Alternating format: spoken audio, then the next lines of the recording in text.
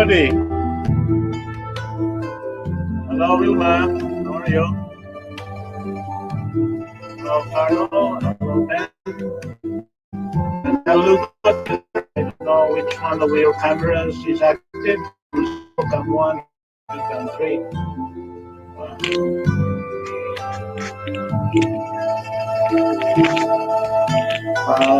Nagawa na ba kitang co-host, Melugod? Everybody who is following this live stream and others that are viewing it on their other web pages. This is the 1899 Congress being convened.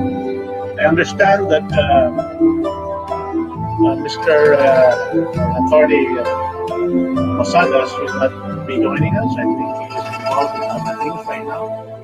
But he will be joining us maybe next week or in the succeeding weeks after his present activities are dealt with.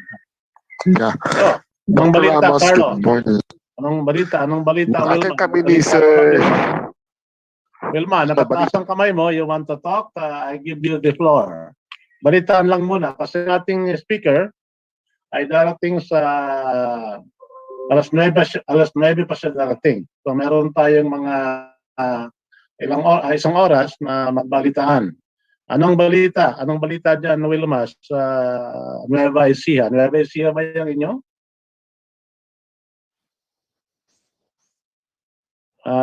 You can unmute yourself, Wilma. Okay, walang balita si Wilma, hindi nagsasalita. Ikaw na lang, Ben. Anong balita sa iyo? Ask to unmute. Kagabi, kasama kami ni Carlo. Yes, kasama kami. Balita ni Congressman Atkinsa, ang Singapore wala nang lockdown, wala nang mask, wala nang face shield, at wala nang social distancing. Back to normal na sila. Tayo lang ang hindi abnormal. Ang abnormal ating liderato. So, siguro, itong week na ito, mapile si Atty. Aaron ng kaso. At kalat-kalat ito, bawat probinsya. Kung pwede sabi niya 1 million para makita natin kung ano decision ng mga justices. Kasi kung ipunin mo lang sa isa, pag natalo-talo lahat. Pero kung marami, kung libo, matalo man ng 1,000, may 1,000 na manalo. At magkakalit-kalit siya ang judgment din kasi bawat judge, iba ang pag-intindi niya. So pagdating sa Supreme Court, ano ang final decision? Medyo maganda ang takbo na ganyan kung mangyari. Yeah. Okay. Maganda yan. At kasama namin kagabi si Dr. E.D. Bayani, yung president ng CBCPH, at possible po mapatawag siya ng meeting this Friday ulit. Yan po in-announce niya. Dr. Claret? Si Dr. E.D. mismo. No. Okay. Dr. Ano siyang specialist sa COVID? Researcher siya eh. Si Dr. Claret ang virologist. Na-assign siya sa Africa, pero ayaw siya paniwalaan dito. Okay. Kaya gusto ko sana ma-invite si Dr. E.D. din dito sana eh. Tayo naman, nag-invite tayo ng marami. Everybody is welcome, whether Tilawan, Komunista, o kung sino, RDRG, at saka yung mga grupo, yung mga nasa kay kampo ni Pacquiao, nasa kampo ni Soto, Lacson. Lahat sila ay welcome, no? Kasi Congress naman ito ng lahat. Kaya lang ang ating main team dito pag-sali sa atin, sa usapan natin, is that we will be respecting the primacy of the 1899 Constitution. Kasi yun ang ating primary advocacy. Right. Yeah, correct. At pasok sa issue na yun, yes, go ahead. Yes. Are you saying something? Na-invite din kita kagabi sa meeting. Nag-send ako ng PM sa iyo eh. Baka nasa ibang mga meeting ako kasi may mga Zoom meeting akong inintindi. iba-ibang kampo kinakausap ko. Nung isang gabi ata, isang kausap, isang tao ng PDSP, Partido Demokratiko Sosyalista ng Pilipinas. Nung isang gabi, nung the same time, nakausap ko rin yung mga miyembro ng PDP Laban na binabatis nila Pan, nila Kosi. Hindi ko nakakausap yung company. Yan. Morning sa atin si Jingle. Kumusta sa Tagagaraw, Jingle? Ano nang dyan? Good morning po sa lahat. Okay lang po. So far, so good. Tuloy ang buhay. Tuloy ang laban. Wala ka ng mask dyan. Wala ba kayong GCQ o CQ o kahit anong klaseng ECQ? Kasi di ko na maalala kung mga ECQ. Ako sa ka-QQ, pahala na sila. I have the right to take care of my health. That's all your honor. Yung kanilang problema, marami sila eh. Tapos kung nakikita nyo yung social media, banat ang lahat ng trolls laban kay Pacquiao. Pinagtutulungan nila ng gusto si Pacquiao. Kaya nung isang kahapon, in-interview si Pacquiao ng umaga, halos ang boses niya galit at saka mangiyak-ngiyak pagsagot sa interviewer. Kasi meron daw prayer warrior si Kim Buloy na pinagdadasal na matalo siya sa kanyang boxing. Kaya galit ang mama. Sabi niya doon na hindi ko naman kinakalaban si Presidente. Pareho ko yung nakikita ka, sabi ko sa kanya na ako galit sa corruption talaga. At sinabi ko sa kanya, gusto ko lahat ng corrupt makulong. Pareho naman kami ng gusto. Bakit nila ako pinagbabawalan na kumampi sa mga mahirap? Kasi galing naman ako sa mahirap. Maganda yung kanyang sinabi doon. Nakita na Ben na nahanap mo ba yung record ng DCBB? Hindi ko. May recording sila siguro noon. Hindi ko kasi nag-vacuum ako ng mga carpet nung ko pintura, kita ko naman dami naman ng dumi kasi nag-vacuum ako. Mayroong boarding house si Ben sa mga seaman o kaya mga taong nagpupunta sa area nila. Hindi to mga seaman na halo-halo. Kung sino lang may gusto manirahan, open siya. Okay. Dati yan, na-design ko talaga yan para sa mga marino na 50 pesos a day lang. Pero sabi nila, malayo daw ang Quezon City sa Manila. Lalo ngayon, malayo sila doon sa probinsya sila magaling. So nagdaming tumatawag ngayon na pupunta, paano ka kuya, puno, paano ka, noong araw pa sana. Mga ilang kwarto ba yung minamanehar mo?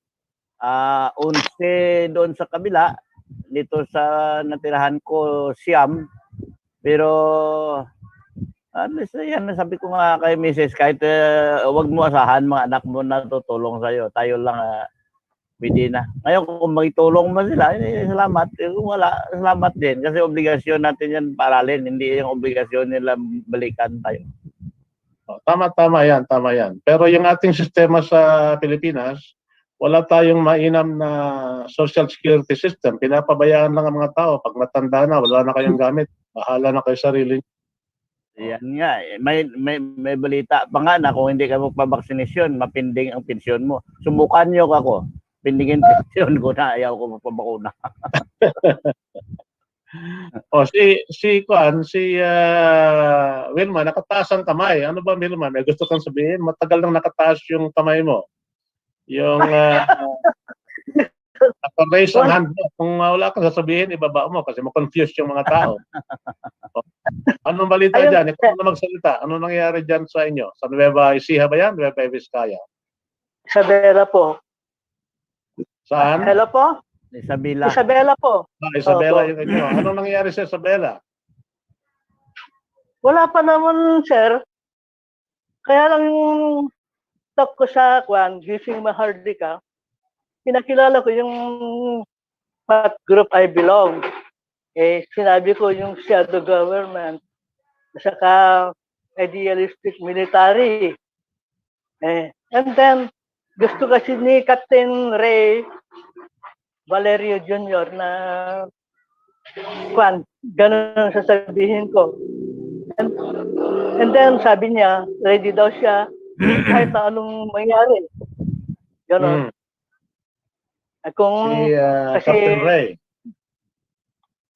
kasi kung daw parang magulo daw yung mga political parties. Handa daw sila ano mo mangyari. Yun lang po. Mm. Pero this Okay. walang masyadong balita po kasi tahimik, sparsely populated kasi kami. Ganun lang po.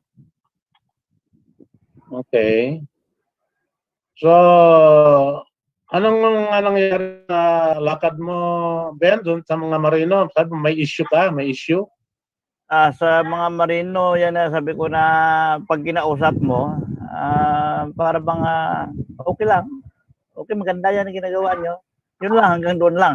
Pero sabi ko nga sa'yo pinakontribute ko sila tag piso-piso bawat isa ayaw pa contribute ng piso Pero sa 60,000 training fee na lokohan, nagbabayad. Ngayon, nagsisi sila dahil ang training fee na 60,000 na yan, abolis na ngayon. Sabi niya, di putar, kung saan man nagsayang na tayo ng pera at oras, naabolis pa. Kasi wala naman yun. Yeah. Due to corruption, kaya nagkaroon ng mga training na ganyan. Pero, nung pinatawag ko yan hearing sa Senado, tinatawanan pa ko ng mga gunggong dahil sabi nila, wala yan, suntok sa buwan yan. Ngayon na inaabulis, naku, patay ka kung bata ka. Naabot ang suntok ko, dumating sa buwan. Ngayon, abulis. Sisi sila dahil nakapag-aral sila. Okay, Sir Ben. yung mga iba nating mga kahit na mangilang-ilan lang tayo rito na usually after 15 minutes, madami na tayo.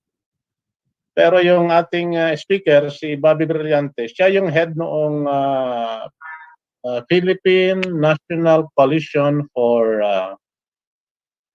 Revolutionary Government and Charter Change. Mahaba yung kanilang acronym. Siya rin yung dating karibal ni Binay sa Makati mula po ng mga 1986-87 ng mga unang eleksyon. Dati siyang vice mayor ng Makati. Appointed yan si vice mayor. Naging panyan siya. Dati nasa PCGG rin yan siya. So matagal-tagal na rin siya sa PAN. Dati kasama rin niya si Mang Lapus noong mga panahon ni Marcos. Sila ay lobby sila sa Washington na kalaban nila si Marcos. So marami rin ang kanyang orientasyon na iba-iba at matututo tayo sa kanyang topic ngayon. Ang kanyang privilege ay tungkol sa mga iba-ibang mga federal at saka parliamentary structures na mga nangyayari sa mundo, ibang parte ng mundo at yung mga relevant din sa atin 1899 na Philippine Constitution. Let us welcome Mike Alunan. He just came. Kumusta ba, Mike? Yeah, fine. Tell us, what's the news on your end? Anong balita dyan? Okay naman. I'm actually immersed in transport co-op organizing. Anong organizing ang ginagawa nyo? Sa jeepneys at saka tricycles. Pero nag-change tack kami. While tuloy-tuloy yung co-op organizing, we're developing very innovative marketing programs for vehicles wherein proceeds from the sale of mga vehicles na modernize. Meron kami plowback system, we call it a plowback, where the proceeds from the returns will be plowed back into investments into livelihood like mobile food stores, something like that, which will generate so much income that will pay for the financing of, let's say, yung modernized bus, for instance. Kayang-kaya. Kasi easily it can earn 2,000-3,000 a day yung food store. Yung 1,000 lang, enough na to pay for the amortization of the minibus. Saang area yan? Nothing like that. Saang area? It can be general. So, yun yung mga programs din i-develop namin. So, it's it's something innovative kasi yung innovation doon is that what you earn, you plow back to increase the pie. So hindi Correct. yung what you earn, hati-hati agad, sharing the pie agad. So it multiplies exponentially kasi it keep on plowing it back, something like that. And where are you starting this one? Saan kayo nagsisimula nito? Basically Metro Manila kasi dito yung center talaga ng ano, at saka and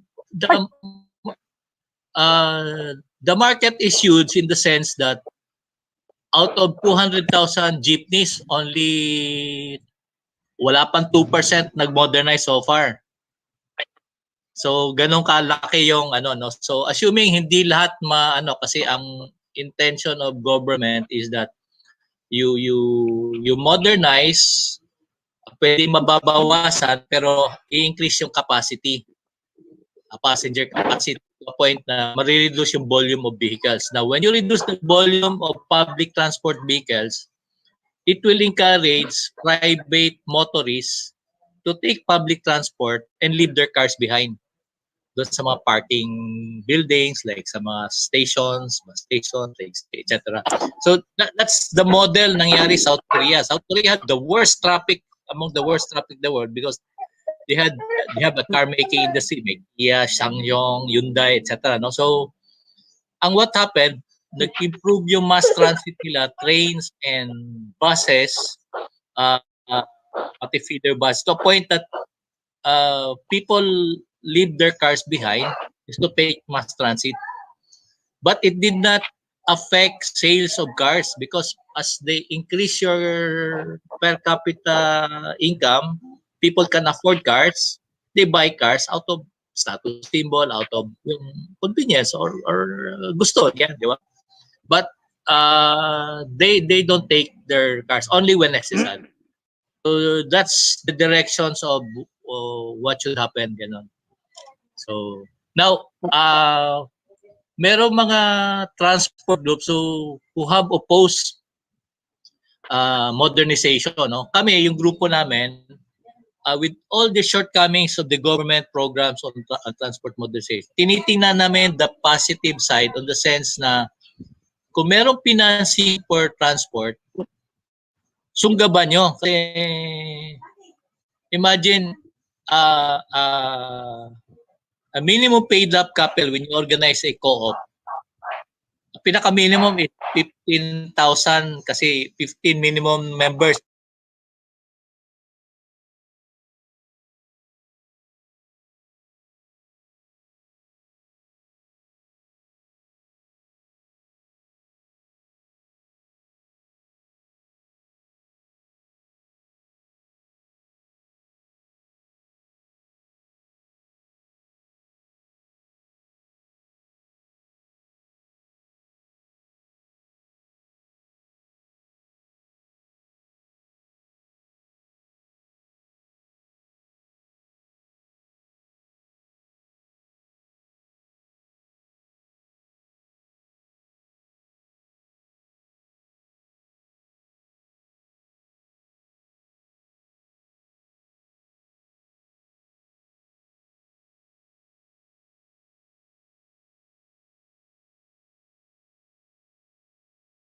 So push for the necessary change and reforms kasi it's so ridden with corruption, etc. No? So that's how we look at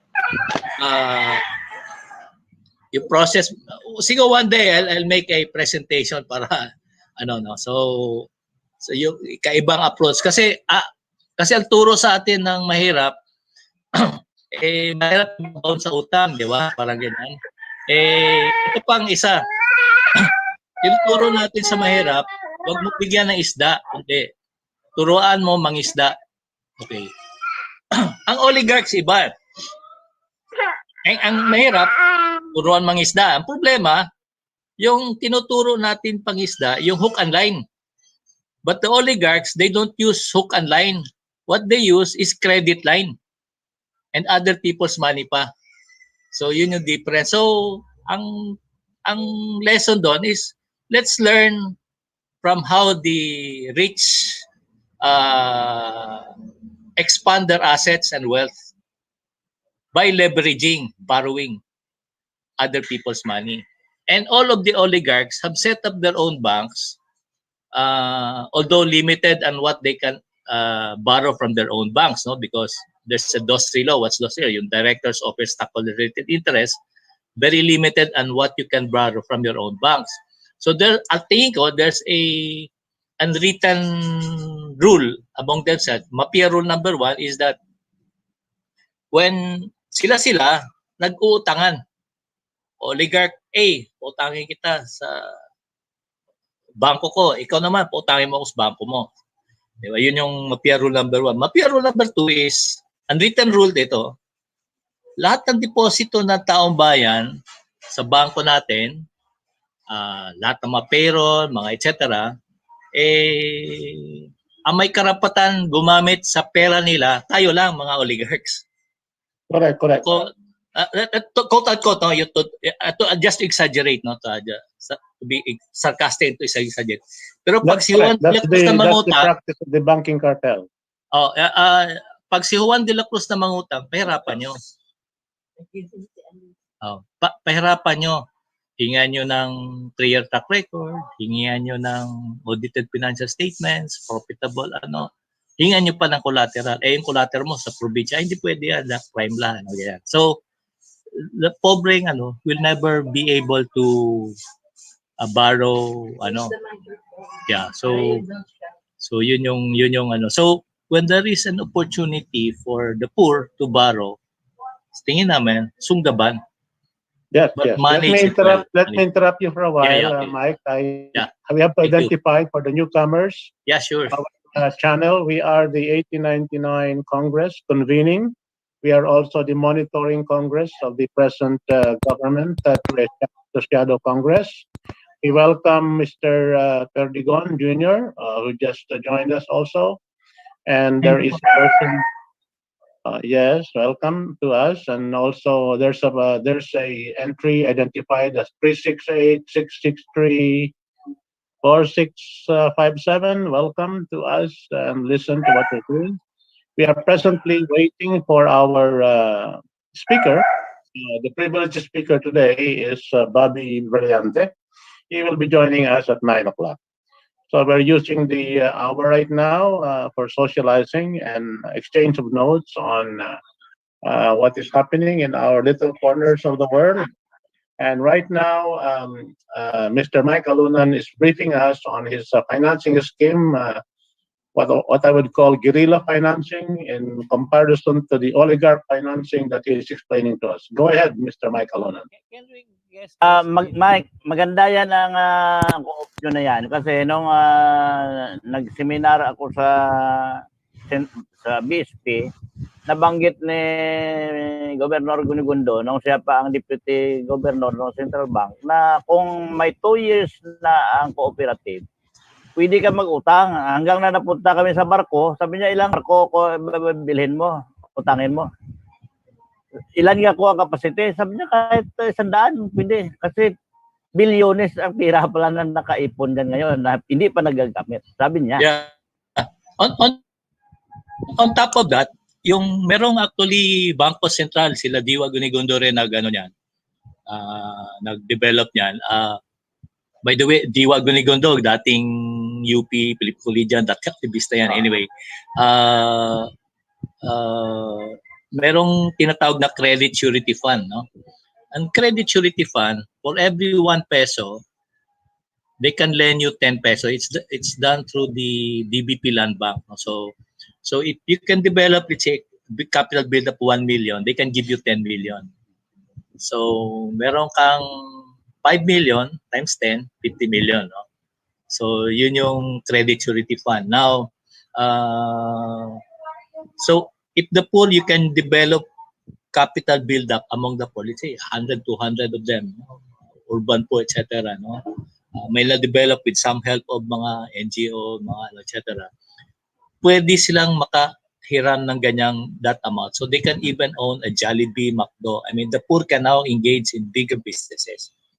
So hindi yung negosyong na sulsi-sulsi lang, gagawa ng mga tinapay pineapple or whatever ng mga cakes, yung mga, so they can go into bigger, Ngunit napansin ko lang na sabi niya not necessary may collateral pag organize ang co-op. Walang collateral yon. Ang problema, nung pumunta na kami sa bangko, nako, ito na, hinanapan kami ng collateral. So ano ba ako ibig sabihin ng Bangko Sentral ng Pilipinas? Baliktad? Yung bangko nag-offer niyan, yung CSF, DBP and Land Bank lang. Ang mga bangko talaga are okay. Hindi, Land Bank ang pinuntahan namin. Okay, Land Bank. Ang kultura ng mga bangko natin, including our government banks, sanay sa commercial banking. Ako pinadaan pa namin sa UWA kasi mga marino kami. Oo. Pero alam mo kung anong nangyari, kahit UWA, hinanapan pa rin ng collateral, kaya kakubwisit ang mga sistema. Visit talaga. Kaya sa UWA, sabi nila, Ben, mag-member of the board ka sa UWA. Ito naman ngayon, masaya. Sige, member ka.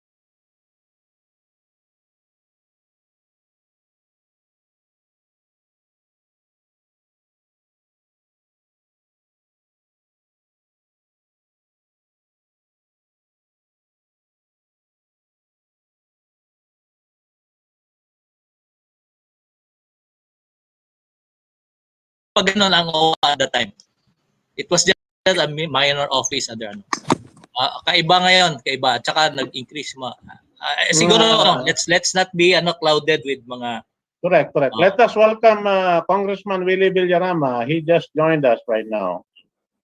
Welcome, Willie. Magandang umaga po. Can we request those with numbers, yung mga PAMO, to rename and identify? Nagkikwento, Willie, si Mike Aluna nung tungkol sa mga financing schemes at scams sa ating lipunan. At kung paano nagugoyo yung mga mahirap at hindi nasasali sa financial mobilization ng fund. Sila ang mga mayaman lamang at saka ang corporate groups na commercial banking and thinking ang nakakagawa nito at pag hindi pinapaalam sa karamihan ng masa na ganito pala, pwede pa silang mangutang ng ganito. Tapos later on, ang mga perang naiipon sa mga bagay na yan ay nasusungkit at napupunta sa kung saan-saan. Yan po ay isang phenomena at yan ay documented ng research studies ng mga ekonomista. Na sinasabi nila na napakadami ng paraan ng pangongolekta ng pera sa Pilipinas, pero malakas ang ating savings rate, pero ang ating growth rate ay mababa. Kasi yung transmission from savings to investments ay hindi masyadong controlled at hindi masyadong democratic at kinokontrol lang ng mga ilang tao na nagko-control ng ating proseso. Ang mga informasyon na yon ay tinatago at hindi pinapaalam. Kaya kailangan natin talagang bukit-kitin at paalam at gamitin natin ang mga pera at malaman natin. Isang gusto nating magawa sa grupo natin ay ma-document ang mga bagay na yan at malagay natin sa mga Google Drive na i-share natin sa bawat isa at ang lahat ng mga informasyon tungkol sa mga pera ng gobyerno ay madaling makita at madaling ipaalam na mayroong perang ganito, gamitin natin sa ganito. Ganon din ang gagawin natin ngayon, tayo makikipag-coordinate sa mga tao na nagbibigay ngayon ng mga informasyon kay Senator Manny Pacquiao tungkol dito sa mga katiwalayan sa gobyerno. At ang mga dokumentong yan ay ating ilalagay at ihahanay sa ating mga databases at gagawin nating systematic ang storage at saka retrieval. Para meron tayong mga FTP sites. Ang FTP po ay sabi File Transfer Protocol sites. Meron tayong malalaking data doon na basta nasa public domain ay madaling ma-download in Excel form para kasi yun ang pinakamalakas, yung Excel, o kaya in Calc form kasi yung software ng open systems ay Calc, C-A-L-C, para ang lahat ng tao maalam. At saka ang aking in-encourage sa mga kabataan katulad nila kayo diyan, ikaw Carlo, Iwa, yung mga kaedad ninyo na nasa below 30 years old, kayo maging data warriors. Itong mga datang ito ay i-assemble ninyo, magawa kayo ng gap analysis, tingnan kung ano pang mga ibang dapat nating malaman dito sa ating virtual government, because we are a virtual government. At the center of this virtual government is our shadow Congress which we are attending now. And all the structures of the executive department has been replicated in Facebook's groups like Shadow DILG, Shadow DOH, Shadow whatever, name any department of government and any important bureau, we have that. The important thing that we want to do here is yung mga news about this department, ilagay natin doon. Ang mga reactions natin tungkol sa mga ginagawa ng mga departamentong ito ay nandun. Ang mga katiwalayan na malalaman natin tungkol sa mga department ito ay ilagay natin doon. At gagawa tayo ng systematic process of communication through resolutions ng ating Congress to communicate certain things to departments of government where such scandals or such data anomalies are happening. Para tayo ngayon ay magiging boses ng mga walang boses dahil sa hindi naman tayo pwedeng maging totoong congressman kasi magbabayad ka, sabi ni Ben Lorque, ng 35 million sa Comelec para maging congressman, para masimulan lang ang kandidatura mo. Kaya wala tayong ganon. Kaya tayo, we appoint ourselves as congressmen in this shadow Congress, reviving the spirit of the 1899 Congress of Malolos, and then also replicating our monitoring process for each of the 250 area districts of the present Congress and the 57 sectors that they have identified as sectoral representations in Congress.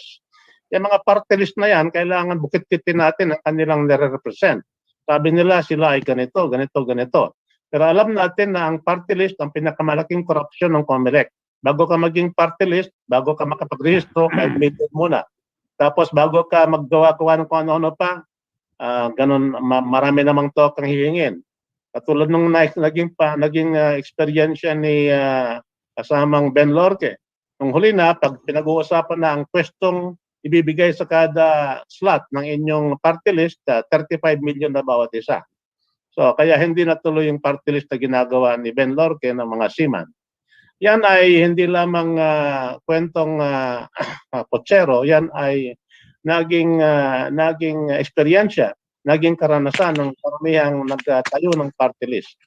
Ang narinig ko pa, bago pa naging chairman yang si Sheriff Bass, siya ang collector ng 5 million doon sa parang entry fee ng registration pa lang ng bawat party list. Ngayon, sila Congressman Villarama at sila Brother Mike Velarde ay gumagawa ng party list. Siguro, hindi nila tutukahan sila Mike Velarde at Congressman Villarama ng 5 million kasi matatakot sila dyan. Pero yung mga ibang mga gumagawa ng party list ay ito ng kanilang toka. Para makasali ka, kailangan bayad ka ng entrance fee. Ano po yung masasabi niyo tungkol dyan, Congressman Villarama? Alam niyo po, ako po pro-party list talaga. In the sense that ang unang pangarap ng objective ng party list system ay para yung mga hindi pwedeng manalo sa regular na district contest pero maraming miyembro ay pwedeng i-represent yung kanilang grupo, no?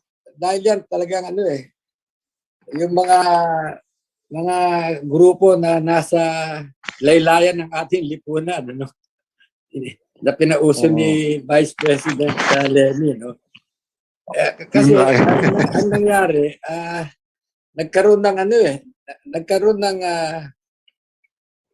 pagbabago, and si Justice Tony Carpio yata ang ponente, Para bang nabago yung dati kasi kailangan 2%. Pero kailangan 2% ang ano eh. Naka 2% yung yung party list, no? 2% ng total voting, no? Nung ako ang campaign manager ng Buhay Party List na nag-number 1 kami. Kung sinunod yung 2%, mga 7 seats kami. Ngayon, bumaba yung desisyon sa korte na kailangan 3 lang, no? Tapos kahit na below 2%, pati na ilan. Kahit na below 2%, kahit na walang 1%, pwede ka ng kasi pinupuno nila yung 50 silya. Kasi under the law, X amount of under the Constitution, X amount of the district congressmen dapat ibigay sa party list. Ang party list kasi kung talagang yung tunay na pangarap ng mga gumawa ng ating saligang batas, yan para kunwari mga magsasaka, no? Mga vendors, no? Ang nangyari naging elitist na yung isang congressman, party list yung asawa, in short na baboy na. Pero para sa akin, dapat mabago yan, ibalik sa tunay na pangarap ng ating yung gumawa ng ating constitution. Under Cory Constitution yata yan. Dapat ayusin kasi imposible pong manalo ang mga magsasaka sa isang district fight eh. Pero mananalo yan, makakakuha yan kahit isang silya dahil para kang tumatakbong senador eh. Isipin nyo yun nung nakarang halalan, hulaan nyo kung ilang boto nakuha ng kulelat. Hihimatin kayo, 198,000. It will be very tempting for mga politiko, mga trapo, na pumasok sa itatakbo yung anak o yung asawa as party list dahil 198,000 may isang silya ka na eh. Yung po ang nakakaiyak diyan. Although kami itong aming bagong tinayo na nakapending pa, ito ang pamilya muna. Ang pamilya muna kasi aktibo po ako sa faith-based group. No? So marami akong mga kilalang Katoliko, Protestante, member ako ng El Shaddai. So nakita ko na yung pamilyang pinaka walang tumutulong. Kumbaga ang tumutulong sa pamilya, tingi-tingi ba, kunwari OFW. Merong OFW family lang ang concentration. No? Pero ang pamilya, ang daming problema diyan eh. Walang isang grupo o political group na lahat ng kailangan ng isang pamilya para mabuhay pinag-aaralan. So yun ang aking naging parang pangarap. And of course it's a very ambitious kasi ang gobyerno lalo na DSWD kung titingnan mo yan ang talagang ang tinutulungan niya yung mahihirap talaga. Okay? Kung titingnan mo yung doon ko binase yung aking yung objectives. Kung titingnan mo, sakop nila lahat eh. Tatanda, bata, na may programa sila. Pero ang tanong, bumababa sa munisipyo yan. Bumababa yan sa mahihirap. So, isa sa mga pangarap ko ay hanapin sa bawat munisipyo yung DSW program na nandoon. Sigurado ako, hindi naman lahat ng programa nila nasa ba. So, yung mga miyembro ng political party,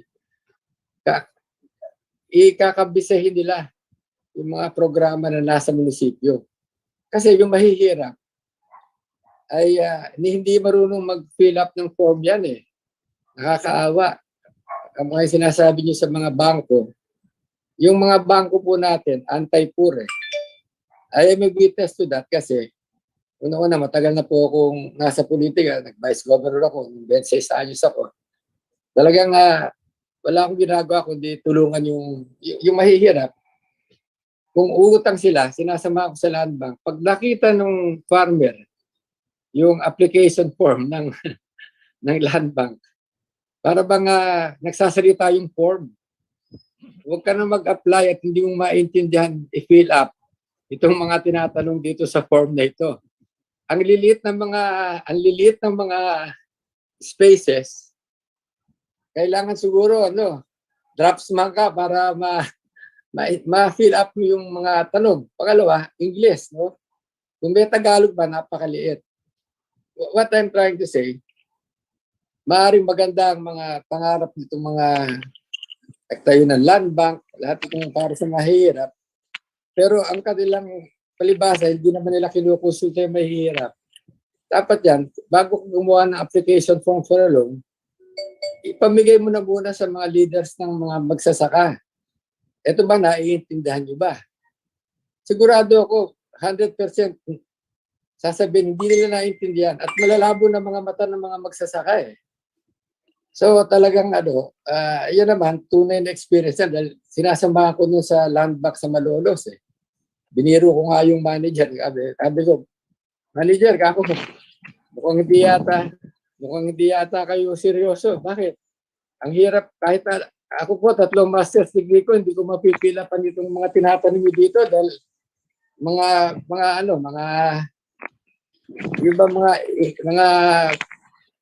statement, no? Mga study, gano'n. Paano mababayaran yung utang? Hindi kaya ng magsasaka yun. Kahit na ako, hindi ko kaya. Hindi naman ako negosyante.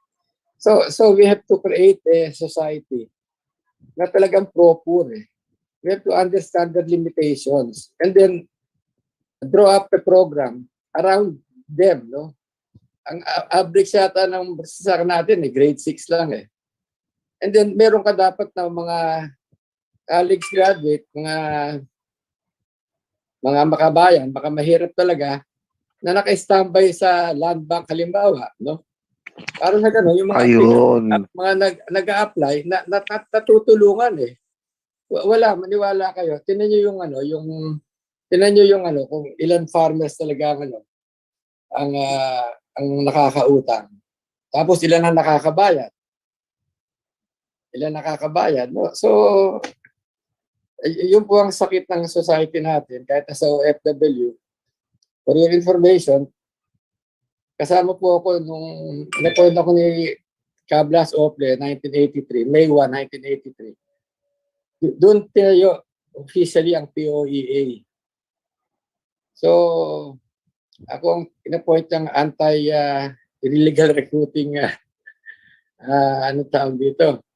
anti-recruiting na parang nangahabol sa mga illegal recruiters.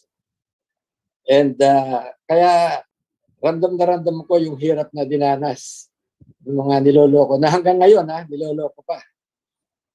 I was a failure in combating itong illegal recruiter dahil magagaling mga Pilipino sa panloloko. And then yung mga magsasaka naman mahihirap dahil sa kahirapan yung kumakagat sa patalim.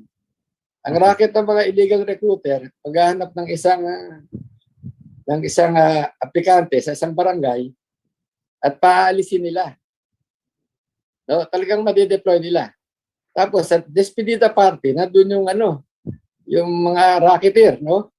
Magpapa-fiesta. At siyempre, nandun yung mga kapitbahay. Tatanong,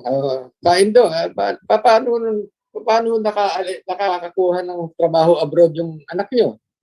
Yan yan kaibigan namin, si Willie Villarama. Yan ang recruiter na magaling, no?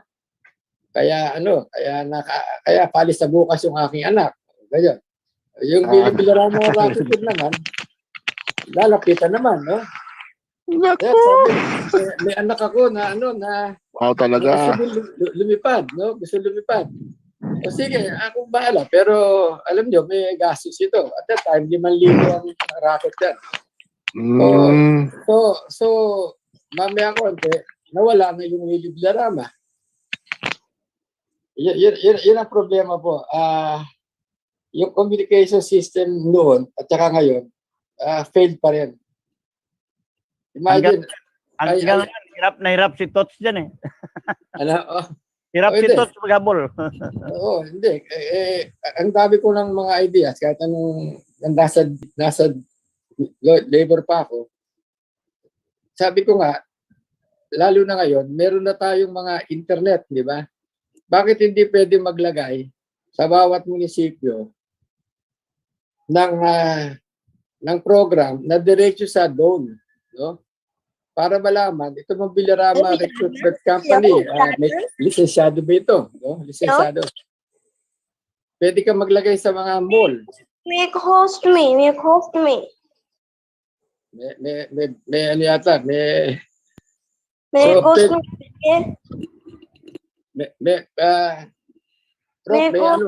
may cross sign yata tayo. Hello? Hello? Prof, may cross line yata tayo. So, sa mga ano, sa mga inalis ko na, yan ang gugulo. Sa mga mall, Prof, no? Kung maalala nyo, doon pwede ka na kumuha ng NBI clearance eh, di ba? Sa mga mall, pwede ka na kumuha ng passport. Bakit hindi maglagay ng isang maliit na opisina na magbabayad yung may-ari ng mall, si kunwari, Robinson, Gokong Way, ng isang satellite office ng POEA. So that yung mga gustong umalis, checkin nila ngayon. Sabi, pwede po bang malaman ng record nitong Villarama Recruitment? So pag pinindot na ngayon, makikita, no? Ilan ang napaalis? May kaso ba? Nasuspindi ba? O sarado na? Napakasimple pong mga ideya ko dahil dyan ako lumaki. 7 years old na ako. Para bang yung ating lipunan, talagang yung mga leader, ayaw talagang pagaanin ng buhay na mahihirap. I'm sorry to say this something na medyo radical. But we have a lot of good people also. Pero iba mga practical na solusyon. Pinasok ko na yan sa DOL ilang beses. Sabi, magugulo yan. Baka hindi pumayag yung mga may-ari ng mall dahil pipila doon yung mga aplikante para mag-check. Alam mo, para bang mas pinoproblema nila yung may-ari ng mall kaysa yung niloloko ng mga buwisit ng mga magnanakaw na recruiter, no? Yun lang po ang aking share sa inyo kasi natutuwa ako kay si Mike, kakilala ko yan. Tayo lahat halos do-gooders. We're looking for solutions, no? Unfortunately, itong mga nakaupo, kahit na ang liwaliwanag ng solusyon, hindi pa rin maintindihan, nagbobobohan, no? Takot sila sa mga sindikato. By the way, ito, maikli lang. Bago ako umalis papuntang Kennedy School, graduate ako sa DAP. Seso po ako. Yung DAP noon, tunay na yan, seso. 6 months kami nakakulong sa DAP, 6 months kami practicum. Ngayon, pag ang mabigat, pag kami medyo pasado na, okay, may requirement kami na meron kaming dapat i-implement for 1 year, no, na isang project tungkol sa aming department. Okay. Ano naisip ko? Si Doroy Valencia, kapitbahay namin niya sa Quezon City, siya ang hari ng mga parks, hindi ba? So pinuntahan ko, Doroy, pwede mo ba akong bigyan ng isang maliit na booth dito sa Plaza Ferguson? Kasi park yun eh. Bakit? Magtitinda ka ba ng hotdog? Hindi po, magtatayo po ako ng kiosk para sa mga gustong mag-abroad. So I explained to him kasi noon print out pa lang. Wala pang internet doon eh. So ang ginawa ko, nagtayo ko ng parang kiosk. Tapos lahat ng illegal na recruiter nandun sa maliit na kiosk, no? May 3 tao. So ang ginagawa lang ng tapos nagpagawa ako ng may jeep ako inarkila na may trompa. Kasi ang kuta ng mga illegal recruiter noon nasa Ermita, Malate. So umiikot ako para akong kumakampanya. So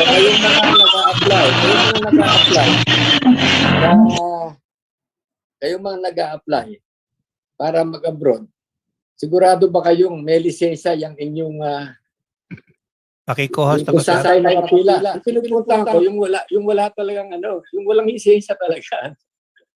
So, pumunta kayo sa Plaza Ferguson, nandun ang Minister of Labor, POEA.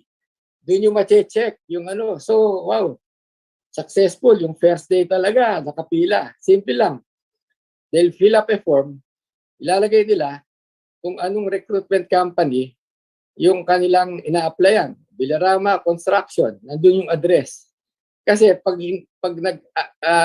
nagre-recruit ka sa maling address, illegal recruiting na yan. You are only allowed to recruit doon sa opisina mo. Okay. So, ang gagawin naman ng mga tao ko doon, madali lang, Villarama, letter B. So, ilalagay nila, tapos ilalagay ng aplikante kung anong kanyang skill, no? Kunwari, ilalagay niya, nursing, no? Kunwari, nursing. So, paglabas ng Villarama Recruitment Agency, nakalagay doon yung kanyang mga na-deploy na, no? Na-deploy na. Doon makikita mo na yung kanyang nire-recruit naman, hindi niya specialty. Okay, so pwede mo ilagay, kunwari, nag-apply ng teacher. Sabi niya, okay, eto, teacher, pero 5 pa lang ang napapalis nito. No? In short, it will give the applicant a clear background of the Okay. Second day, wala nyo nangyari. Siyempre, maaga ako doon. Katabi lang doon ng aking barberia. Katapat lang sa Plaza Ferguson. Sarado yung opisina ko, yung kiosk ko. Naka-standby yung 3 staff ko. Nakaupo doon sa isang bangko sa park.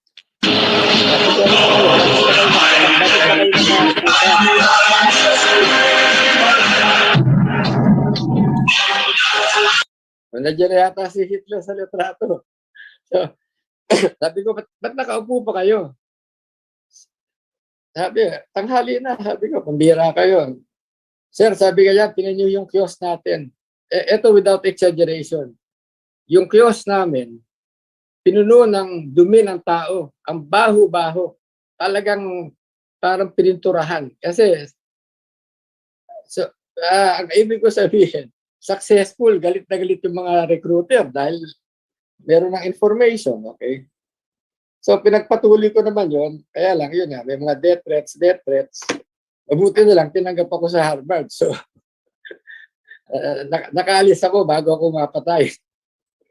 So, yung po ang personal na experience ng isang naghahanap ng pagbabago. It is very dangerous because the few corrupt people are very violent and will never allow their income sa pagnanakaw to be reduced. Yan po ang And tapang is not enough. Tapang is not enough. I did that when I was a congressman and I got into trouble, legal trouble, death threats. Kasi po, yung tapang, pagpapatay, paghihiyain mo, hindi solusyon yan eh. Kasi yung aalisin, papalitan lang ng isang magnanakaw din eh. We are not solving the root of the problem na yung system, no? Yung sistema talaga. Sa presidential system versus parliamentary or another system can greatly solve some of our problems. So, pero going to mga departments, kailangan po mapag-aralan natin paano sila nagnanakaw. so that matakpan natin yung mga butas, ano?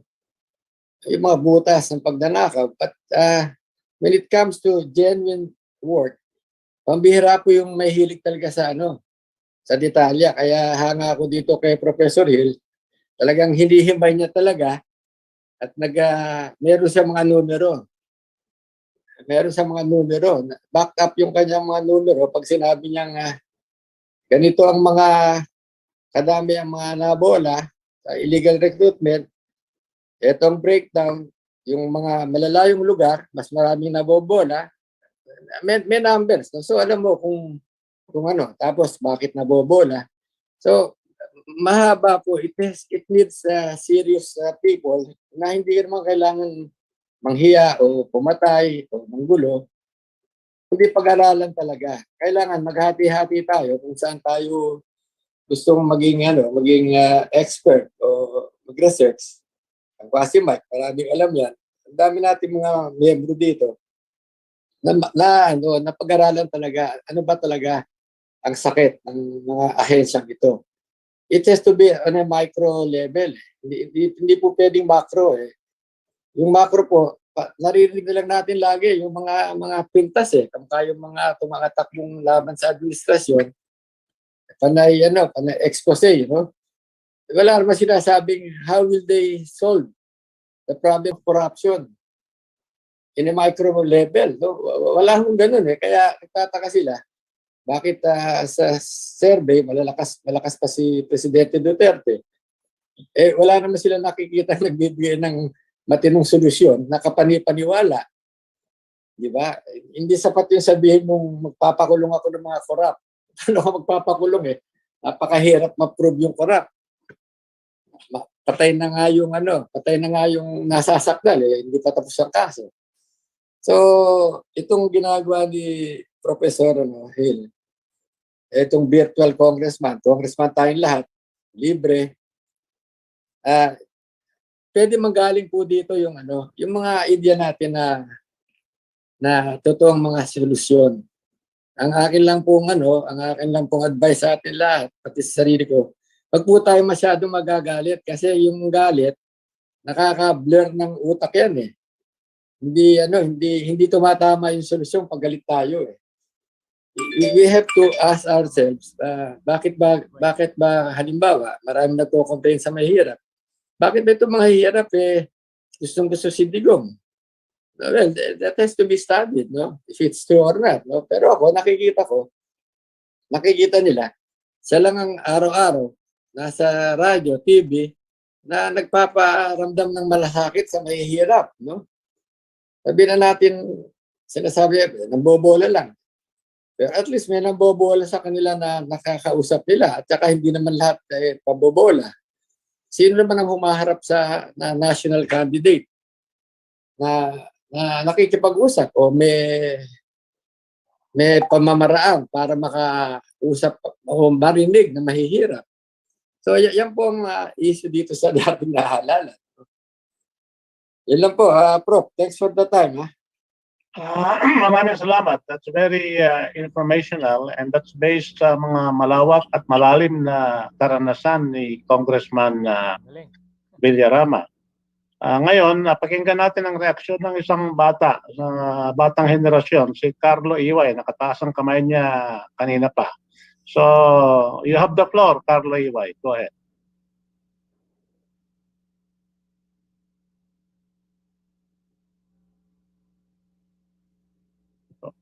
Where are you now, Carlo Iway? You disappeared. Something is wrong with your system. Bigla kang nawala. Nawala si Carlo. So, maaaring may problema sa kanyang sistema. So, any other, nandiyan ka na, Arlo. You unmute and talk. You have been raising your hand for a long time. So, you have the floor now. Carlo Iway, do you hear me? Mukhang meron siyang problema sa communication. So, are there any others who would like to react to the sharing that Congressman Villarama gave? Yes. Carlo, okay. are you ready Tama to si talk? Congressman Villarama eh. Yeah. Go Okay, ahead. tama si You have Congressman the eh. floor. Talk Siguro clearly. dapat talaga, Lakasan mo boses mo. siguro, okay. Siguro dapat bantayan natin ang ating bayan at alam natin to para hindi na maloko pang karamihan dito eh. Yan po muna at mag-a-update lang ako mamaya. Okay. So, more vigilance is what you are suggesting. Okay, Mike Alunan, you have the floor.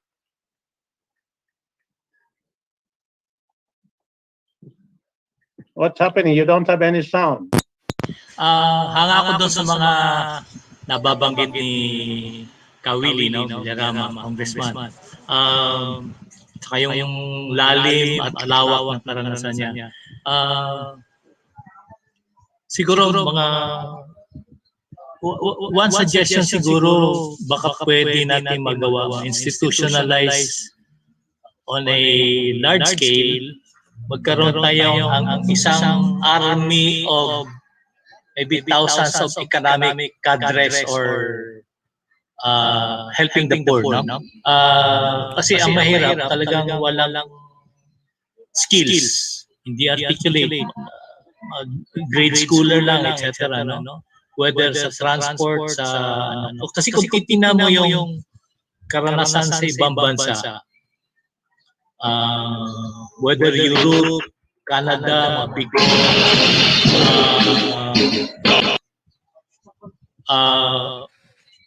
kunyari, even France, yung Credit Agricole, it's owned by farmers. Or Rabobank in Netherlands. So, these are run also by professionals. So, or tingnan mo, South Korea, mga farmers doon, they own a farm, they own a factory, but these are run Recording by in progress. professionals. These are owned by professionals, graduates of universities na may alam na marketing, finance, management. So, ang empleyado nila, yun ang boss nila. Wala tayong ganong sistema dito na nagtumutulong sa mahirap. Ang nangyayari dito sa atin, mga graduates natin, mga edukado natin, na brain drain. Siguro there are about 11 million abroad already as migrants or OFWs. No? Sa US alone, almost 5 million na. So ito yung mga edukado. No? The few na edukado or left behind, they're either working in companies and the few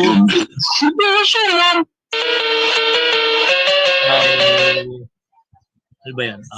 The few na are working for the poor, nandun naman sa kaliwa, human rights, mga environmental, wala masyado into project development. Sir, pakikuhost ako. Social enterprises, mga ganyan. So yun yung kulang na kulang tayo. So kailangan natin yung partnership of the young and the old, the educated, less educated, the professionals and the less skilled. Ano. So if we can masystematize, ma-institutionalize natin yan, kunyari, initially, bayad sila ng gobyerno, let's say for the next year or two, pero i-absorb sila doon sa co-op na sila rin mismo ang tumulong sa pag-organisa na palaki, na-access sa mga programs ng gobyerno. Kasi may mga financing programs, yun ang dapat sunggaban. Na hindi lang nasusunggaban kasi wala nag-asikaso para sa mahirap. Parang ganyan. Like yung mga initiative ni, mga efforts ni, experience ni kasama Willie, no? Mga ganyan. But this is, that's an isolated, no? We can multiply him at 1,000 times yung mga ganyan effort. So, gawin natin incentive yung mga graduates of mga public schools, mga cream of the crop, mga yun ay tatap natin kasi nandun pa yung idealism nila. Tapos bigyan mo silang task talaga na something like so yun yung isang ano. Tapos another niisip ko, why don't we fight corruption with quote-unquote corruption? Ano yung quote-unquote corruption? You institutionalize, you shift the governance system from finance penalty based rather to an incentive base.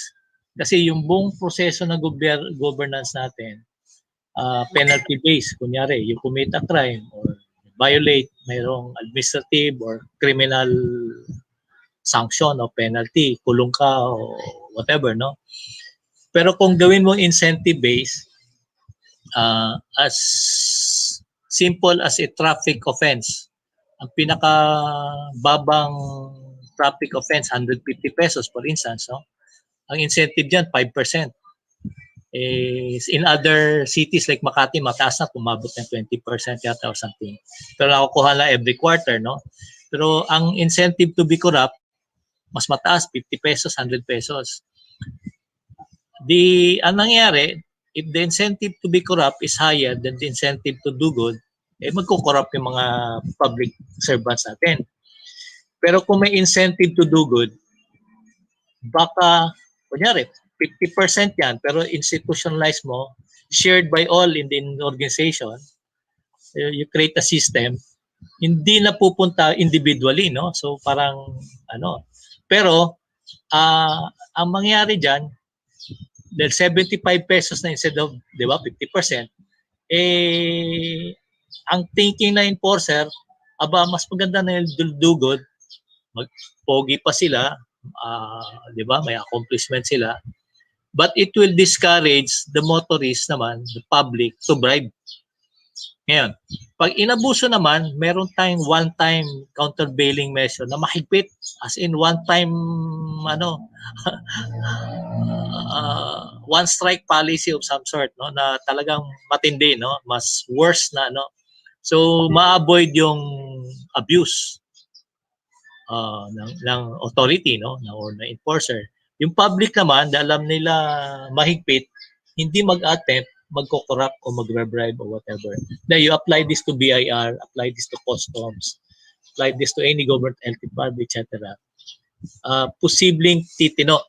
Now, ano experience ng, let's say, punta ka sa Subic or Clark, bakit mga traffic, disiplinado motorist? Kasi doon, hindi mo di ba? May red light, wala namang, ito talaga sila, Baka just create the system, I don't know, yun lang, mukha ko lang. Anyway, thank you. Okay, thank you, Mike. But are you sort of suggesting a retail bounty system? Not really a retail bounties. You make it an institutionalized thing. Like for instance, in a government bureaucracy, grabe mga excess, mga wastage yan, I even saw at one time na I used to be a newsman kasi nung araw, like dito sa Department of Agriculture, many years ago. For almost 2 years, nakita ko may isang urinal doon, tuloy-tuloy ang tagos ng tubig. And nobody really fixed it. Nobody gave a damn because it will take so much time to requisition, mga, etc. So, ganon yung sistema sa gobyerno So, ang dapat yan, kung meron silang may incentive mechanism, if they can save on mga unnecessary costs, it goes to a fund where part of which may incentive to everyone, something like that. So everyone will have parang a stake ba, may sense of stakeholder na tutulong sa. So baka, no? Kasi anong nangyari, walang pakialaman Kanya-kanyang sila. So what you're proposing has never been practiced. It's not really a bounty because a bounty parang may Yes, but my question is, what you're proposing has never been practiced by any government at all. Okay. There's one example. During the time the late Miriam Defensor was head of immigration. What happened then? She encouraged a form of an incentive from part of revenues generated. But that was illegal kasi ang one fund concept of government, one general fund concept, whatever raised in fees, charges, etc., goes straight to the treasury, di ba? Kung ginawa niya, nagre-retain siyang something like that. So she was charged for that. Pero ang nangyari, inurong rin yung kaso kasi ang nangyari, No, Ah, explain, please explain. the system, what okay. happened to the fund. Ang nangyari doon, every day, yung mga travel agencies, they were there even helping the government employees finish their work. Kasi ang nangyari, yung what took 2-3 days o nagagawa nila na few hours, no? Kasi ganado ang empleyado, ganado in-involve yung private sector, tumulong, they were bringing How do they make money out of it? merong I think a percentage or something of revenues was retained A for the percentage incentive, of or something of the fee goes to fee or the something like that, no? Something like that. So ang ano doon, that was illegal, quote unquote. Pero ang question doon, did it affect performance? No, it doubled. No, okay. Now I'm It just trying affect revenue. to, Okay. Mike, I'm just trying to cut it short because what you want to learn is something that is already packaged, already practiced, and easily adaptable. At So- this point, maybe you will have to present something like that in more detail, and we can discuss that at any other point. Now, but however, the other thing that you were suggesting, institutionalizing things to have a core of people to help our underprivileged countrymen. An army. Yeah, this is what we are trying to start here. Okay. Because this, what we are having now here is a shadow government structure. And all of us are volunteers. Later on, if we attain critical mass and we have contact and we have a track record of what we're doing, we can evolve into a real private foundation that finances all of these things that we're doing. At this point, we are at the voluntary stage where we share our time, we share our skills, we share our knowledge through the web. Even those people whom you are pointing out who have brain drained out of our country can now be mobilized to assist us in a similar way that I am based out of the country most of the time. I visit the Philippines when I have enough time. Like I was there for 2016 to 2018, trying to be in constant contact with friends and associates. But then I go out and associate with people here. And I have a lot of associates like graduates, with the people with graduate degrees, professors in other colleges. And those things, once we have a mechanism to link up with groups like ours, can again be remobilized. Because right now, specificity of place, location is no longer quite a limitation because of the massive gains in communication, and also manage a lot of technical gains in cooperation software, distributed processing systems, and things like that. I have that background of big data analytics, aside from being an economics professional, and also a part-time academician because I teach whenever I have the time to do it. Right now, I am not teaching, and what I'm doing right now is I am allocating the teaching time I was doing in the past to what I am doing now in this shadow Congress and the shadow government structures we're doing in the web. In a sense, what is happening here is we have a political act, but it's also an educational webinar. Because actually, the only power that we have is marshalling knowledge. Knowledge is also power, but it is not a political power bestowed on us as a mandate. Because our process of seeking a mandate of our people to speak for our people has been commercialized.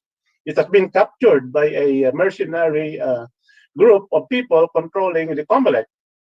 Through COMELEC Smartmatic syndicates, with the cooperation and with the encouragement of the oligarchic classes that maintains our country as a economic oyster for their own private exploitation.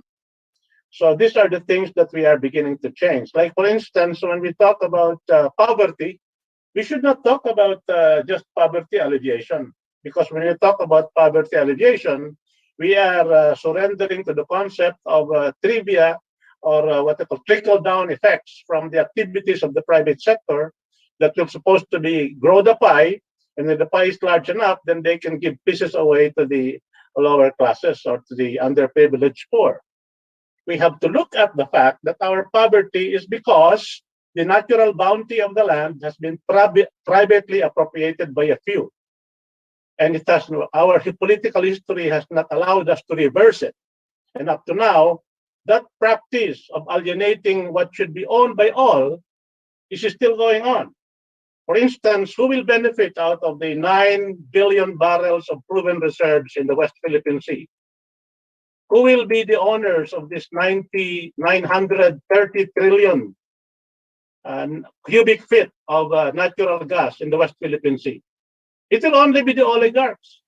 There is no mechanism through which something like a Statoil of Norway can let the people own these resources and become owners and partakers of this.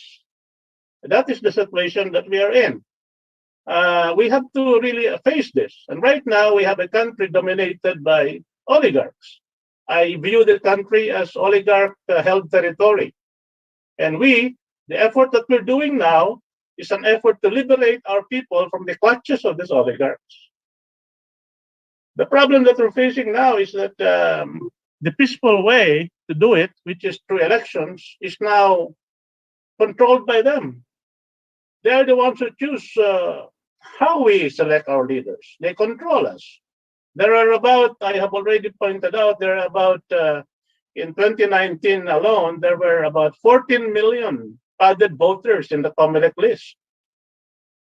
We have retail cheating, which is retail vote buying, and we have wholesale digital cheating. And then we have also mechanisms that frustrates the electoral redress system, the electoral grievance redress system that we have. As we have witnessed the 5-year saga of that vice presidential protest of Bongbong Marcos against Robredo. And the statistical science of that particular 2016 elections proves that it was Marcos who was chosen by the people as the vice president. But our electoral grievance system was not able to correct it. So these are situations that we have to deal with. Why do I say that? That the statistical science has shown that it was Marcos who won. The exit poll of Mahar Mangahas showed it, but he was not bold enough to defend it. The succeeding audit polls that I ran at Survey ng Bayan proved it, that the estimated margin of Marcos over Robredo was about 2 million. And this was overcome by the cheating done by the COMELEC after that any correction that they did on the night of the elections. So our electoral system, from the point of campaigns, from the point of the actual casting of the ballot and counting of the ballot, up to the electoral grievance system through this SCPET and the House Electoral Tribunal and everything else, Senate Electoral Tribunal, all of them are rotten from start to finish. So this process that we're doing now is a way to signify our indignation over this, and it's a way to circumvent this capture of the regulatory process of our elections. Now we are now designating ourselves as representatives of the people, motu proprio, because we cannot do it any other way. When you go into the system eats you up. In the same manner that Digong ran against the system in 2016, but eventually he got eaten up by the system. A lot of people whom he had teased with the political red gob proposals that he has are now frustrated because he has not done anything. Up to now, we have that electoral capture, the electoral regulatory capture of the COMELEC by these syndicates. So we start with this.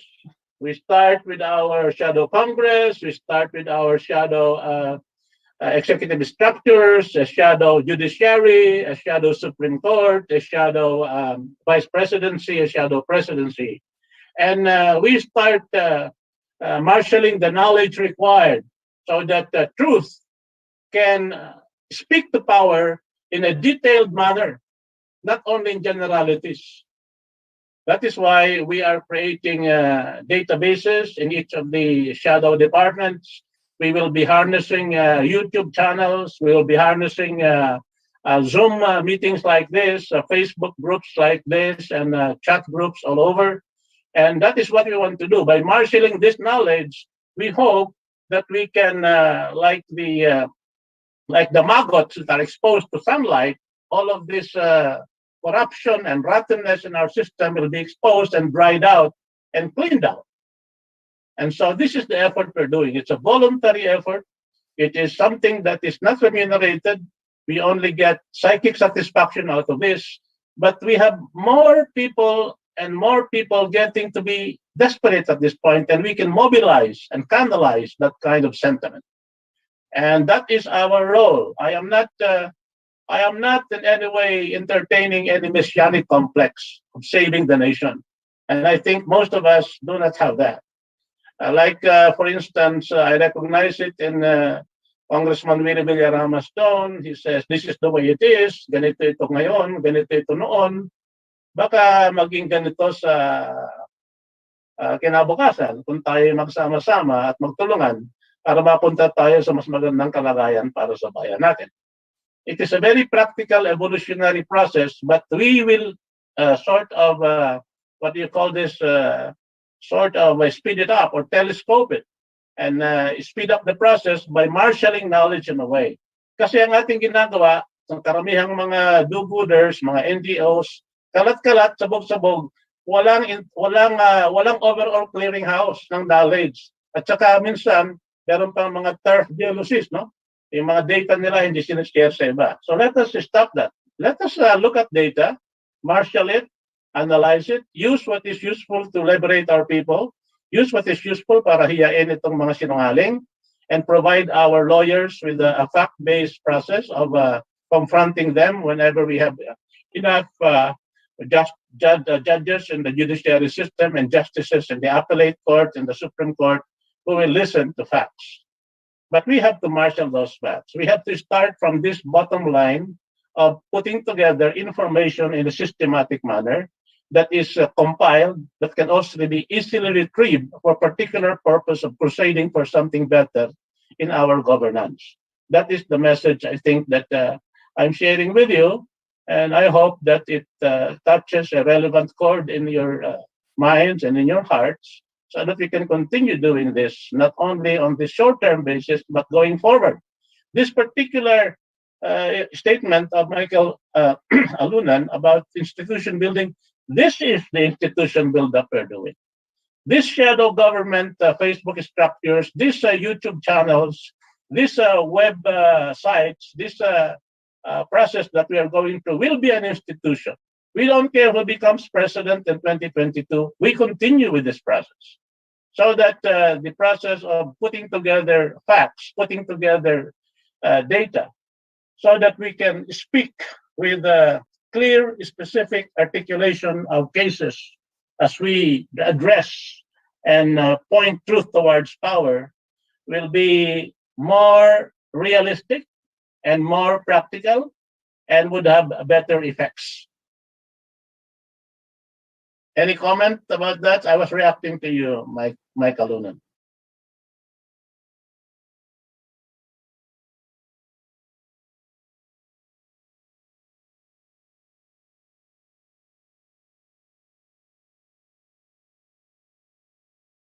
You are still muted. Yeah. Yeah, I agree with your points. This is a long process, but at least we continue the discourse, because it is, and I agree with what Samang Willie mentioned earlier. Wag yung galit, no? Yung galit style ano yan, style kaliwa. It's actually anger and rage that puts you off, puts you down, because ito yung formula of the people in power, of the oligarchs who use who have in their mechanism the instruments of power, like whether your military, their legal arsenal, etc. So, but through discourse ideas, it is within their constitutional right to exchange, no? And it is through ideas that we can spread, and we can let ideas percolate among ourselves, no? Hanggang it takes root in a large scale. Doon yung, and that's throughout history, that's how movements change, social change happen. Umpisa sa mga coffee shop, umpisa sa, in this case, Zoom meetings, you know. So, merong rallying points yan eh. So, I agree with that. In fact, di ba na, for so long, nauso yung kapihan. Di ba, kapihan. So, siguro kung may physical, ano tayo, maganda i-introduce yung hindi kapihan, kundi salabatan. We drink salabat. Salabatan means discourse, no? So nagsasalabatan ng argumento, no? Nagsasalabatan. Free exchange, so walang right or wrong, open yung ano, but in the process you learn from each other. And nung araw ginagawa kasi namin, nasa UP pa kami noon, ginagawa namin salabat ng classroom. So salabat ng classroom, umiinom ng salabat, something like that. No? And you can invite people of authority, professors, etc. or ano, then dito salabatan, peers. So exchange. So merong magandang ano yung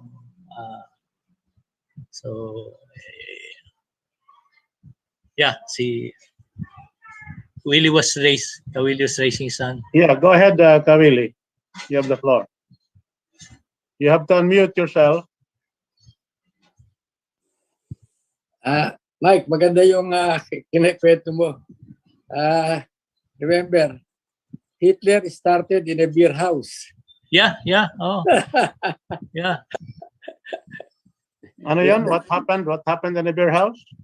Si Hitler. Yeah. Okay. Doon nakikipag-inuman lang yan, nakikinig, ano? Very timid. Oh. Europe, diba? The coffee shops. Yan the coffee shop revolution. Beer house sa Germany. Ngayon, gawin natin Pinoy kasi salabat eh. Tsaka nag-shift na towards health conscious, di ba? Ang trend. Salabat, ginger. Nakikwento ko lang si Hitler. Diyan nag-umpisa. Yeah, He was a very timid guy. Tapos dumakas ang loob. Diba? Nakipagdebate na. And he won the crowd. The rest is history. So, magdidebate kahit yung madibate sa isa't isa. Yung madibate, magdidebate. So, but in the process, you attain some synergy or some, di ba? Maganda yan. That's right. Okay, Bian Lorque, you have the floor. You are muted. You unmute yourself, please. Suggestion ko lang ito, at malamang ni isang congressman dito ay walang papanig. Ngunit if they are serious enough to obey the Constitution, dapat nila gagawin. Kagaya rito sa corruption issue. Pag nag-corrupt ang isang tao, dapat mayroon tayong batas na harsh penalty. Corruption at saka mga mapagsamantala. Pero nagtaka ako, bakit kahit isulat mo sa mga kongresista, hindi nila ginagawang bill yan. Ako, ilang beses ko na sinubukan yan. Sulat ako sa kanila. Pati kay Bobby Pacquiao na OFW family.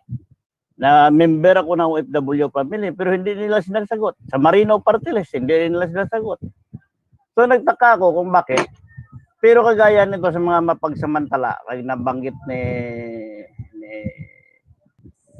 Congressman Ballarama, kahit sa ngayon, si Tots Ople, anak ni Blas Ople, hirap dyan. Kagaya nito sa mga trafficking ng mga OFW, ay dapat ito maparusahan. Ito may harsh penalty, dapat ito na i-implement. Ang problema, Mismo ang PUA, walang batas na ganyan, against dyan. Kung mayroon man, medyo tapaw, yung slight lang. Dapat, kung totoo na linisin natin ang ating bansa, linisin natin ang totoo. Kung kailangan, putulin ng liig niyan para hindi na makaulit, putulin. Para wala nang sunod na maggawa ulit. Kaya nabanggit ko yan na for every 1 million na corruption or pangungulimbat, putulan ka ng daliri. At kung mahigit 10 milyon, putulan ka ng ulo. Ito 50 milyon eh. Gaya ito nangyari kay Aguirre. 50 milyon niya, bilangin ulit ay 49,999,000. Hindi po tani, wala nang So, ang batas natin ang may diferensya, hindi ang taong bayan. Ang taong bayan, sunod-sunod lang yan. Kahit magsigaw man sila, walang mangyari. Kagaya nito sa nasigaw natin sa Artikulo 12, 2 taon na halos na sinisigaw natin ito, na ibalik sa gobyerno itong public utility. Sino nagkinig? Wala. But they are now violating the Constitution. Pero acting sila doon sa Constitution para pabor sa kanila. So ang sistema talaga natin ang mali. Kaya palagi ko diyan kami kuminsan nagkakasagutan, nasabi nila, bakit may nagawa pa tayo ng Constitution? May original tayo kako ng Constitution. Ang 1899 Constitution, yan ang dapat sundin natin. Huwag yung gagawa ka ng kung ano-ano pang Constitution na para kaya nag-post ako na kumbaga, nag-asawa si nanay mo ng Amerikano, di sunod nag-asawa ng Hapon, at sabi mo yan ang tunay mong tatay. Yan ang kagunggungan. Ang tunay mong tatay, ang original mong tatay. Huwag yung pangalawa o pangatlo o pangapat, 5, 6 na asawa ng nanay mo. So correct me if I'm wrong, pero yan ang sabi ko sa akin, if we are really serious to clean the system in the government, let's be serious. Totally serious. Huwag yung sa dila lang natin. Paulit-ulit, repetition of the same mistake, pinahan, lagyan ng penalty. Sa mga fake news na ito, lagyan ng penalty. Sino mag-fake news kung putol ulo niya? Wala na. Salamat. Okay, now our speaker, I think, must be, well, go ahead, Michael, and you have the floor. You have to unmute.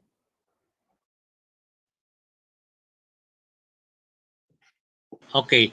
I'm just a little worried doon sa stricter restriction, putol ulo or whatever to get people to toe the line. We may end up another Pol Pot regime, Stalin or Hitler. And that's precisely mahirap because you cannot. Maybe Ben Lorque was just inspired by your statements that Hitler started in the beer house.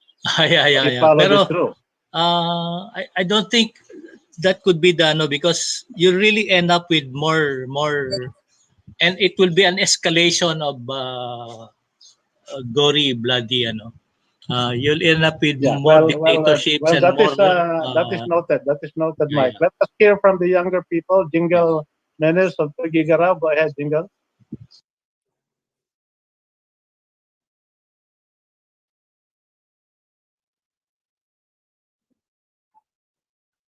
You have to unmute, Jingle. Yeah, go ahead. Ulit sa lahat, no? So, suggestion ko lang din doon sa sinasabi ni Sir Lorque. So, siguro naman medyo hindi, sabihin na natin it's against the eyes of our God. So, medyo hindi naman godly siya. So, para naman medyo, natin, siguro sa mga ganong corrupt, no? Why not punish them or give them penalty if, for example, kung magkano yung na-corrupt nila, it's either double or triple penalty o times 3 or times 2, times 3 doon sa ibabalik nila. For example, nag-corrupt sila ng 50 million, so they have to pay the 150 million para ibalik sa pondo. Para sa halip na magpa-progress sila, maranasan nila bumalik sa baba. Para in the future, alam na nila na kung mag-corrupt sila, the more pa ang mawawala sa kanila. Yun lang po, suggestion ko lang. Thank you. Let us hear from others who who have joined us here. We have Ka Olem and also Virgilio Perdignon and Joseph P. Do you have any comments? I could give the floor to you regarding the thoughts shared earlier. If not, if there are no more comments, then I would like to give the floor to Mr. Virgilio Paradigm. Do you like to talk?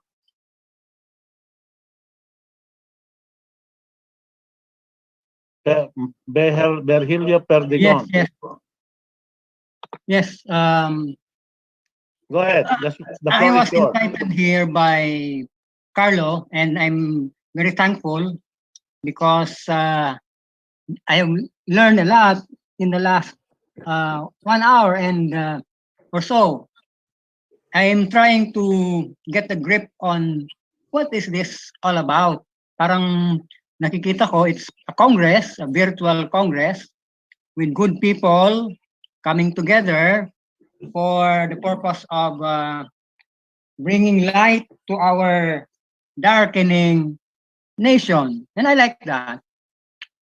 Parang ano tayo, mga crusaders, we might be a little like Don Quixote, but I don't mind being called in such a way. At least merong nakikita ako na sincerity among the participants especially. And if that is the case, I'm in. Yeah, thank you very much. That's You're mentioned very of- welcome to be with us every Friday. We have this meeting every Friday. We are the Shadow Congress. We want to voice out the sentiments of the people that are not being discussed in our actual Congress. We also want to revive the spirit of the 1899 Malolos Congress, the founding institution of our republic, which has never been and which has created the 1899 Constitution, which has never been abrogated by our people. Our group here abides with that Constitution. That inspires me to, or gives me the idea to Google that. Even in my elementary and high school, or even college years, I never got the chance to read the Malolos Constitution actually. So you can read it now. Yeah. It is a very brief Thank you. Constitution and very enlightening. Yeah, I will present my issues here in Legazpi, or even the whole of Bicol, because we have a lot of problems here. And I do believe that by synergizing with other Filipinos, wherever they are, we'll find our solutions. Yeah. So I'll be attending Just this. mabalos tayo mo. Just mabalos, Carillo, and I hope that all the Oragons of Bicol will join us in this I effort. will invite them too. I will inform them. Thank you very much. The more we spread the news around, the better for us. Okay, can we give the floor to Kaolem Kasampa? Can you talk and give us your reactions to what we're doing or what you have discussed in the past hour? Kaolem is not responding. Mr. Joseph P., I know you just came in and maybe you have not really heard what happened. So at the moment, I will turn our speaker, I think, has been detained with some other activity. So I will present the presentation which was delayed and not presented in the past Congress, the process of reorganizing our economy through militia economics. And I'm giving the chair now, the floor to Ben Lorque to preside, because I will be preparing my presentation in the next 5 minutes. I'll proceed within the next 5 minutes. I will start the presentation of the reorganizing the Philippine economy through militia economics. Ben, take the floor, take the chair.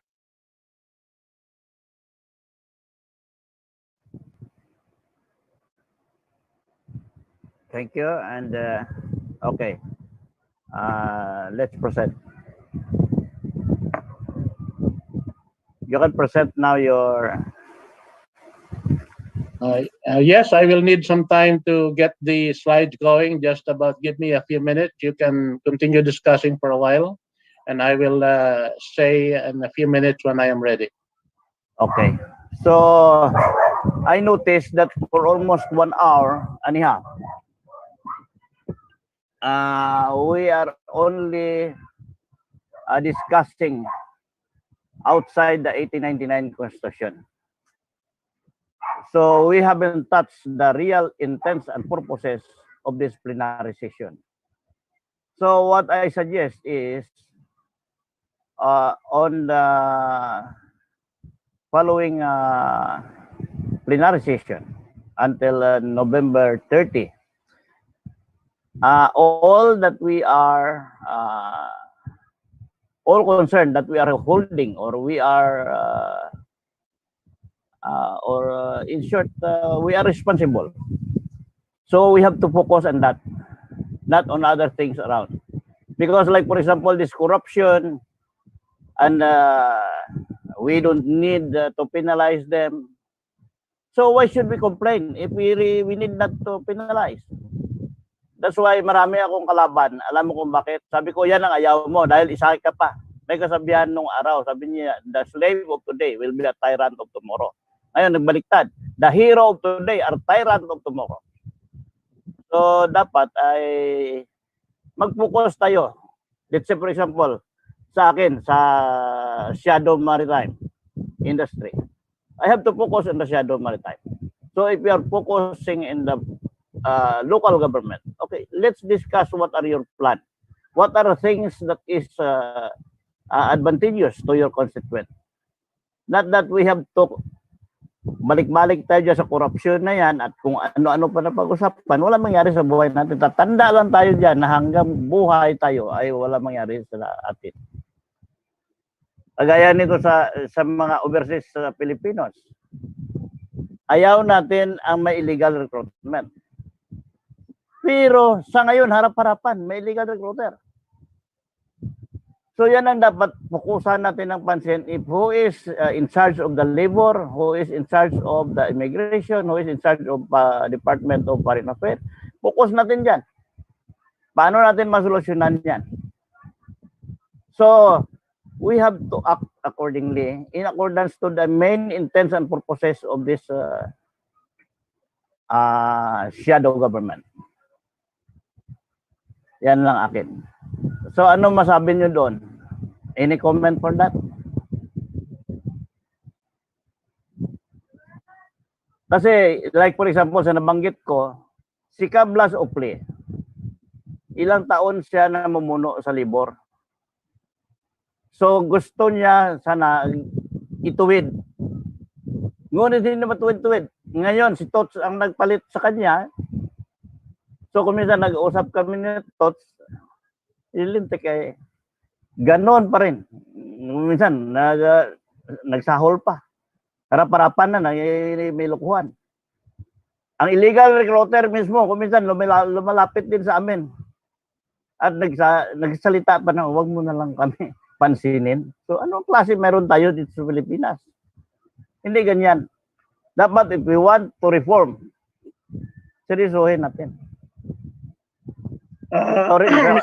Mr. Speaker, I am ready now to rise in a point of privilege, and it is a presentation of how this effort of ours can lead the process in terms of ideas and suggestions on how we can reorganize our economy for rapid development through militia economics. I would like to be recognized. Recognized, percent. Thank you very much.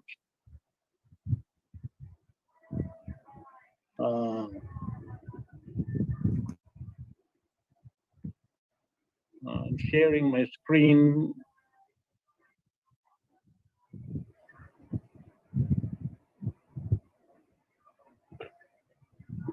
I want to share my screen.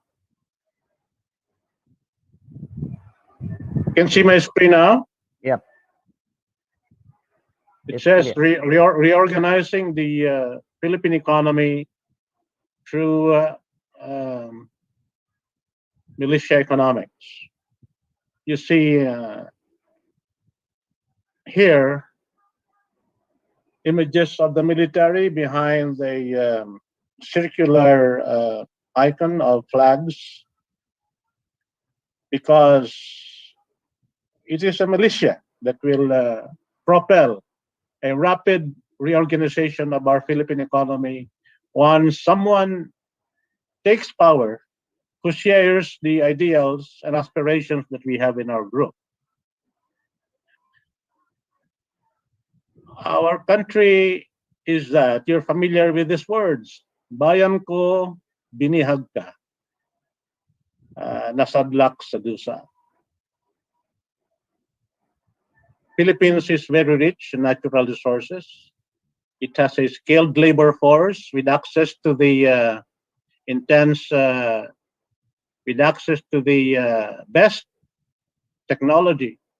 But we have too many poor. And you have this image of these poor people all over the place.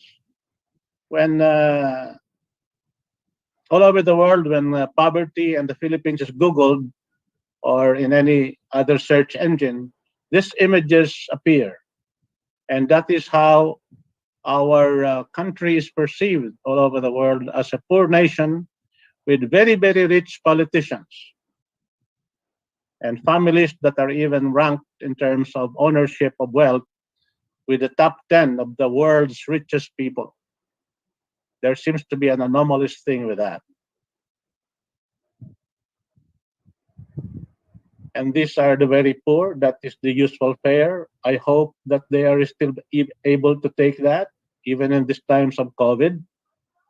Kasi sabi sa akin ng isa kong relative doon, Kuya, noon kami isang kahig, isang tuka. Ngayon, walang kahig, walang tuka. And that is the situation that we face right now. Something is very wrong. You see this portrait, you have the high skyscrapers of Makati. This is along, I think, the Guadalupe Bridge area. And then you have the shanties right before, at the forefront. And the this alienated poor that we have here are exploited by those executives right there who have control of the economy, and an economy that is not able to provide for the basic needs of our people. Food, shelter, and clothing is a failed economy. And that is a prelude to a failed state, failed nation.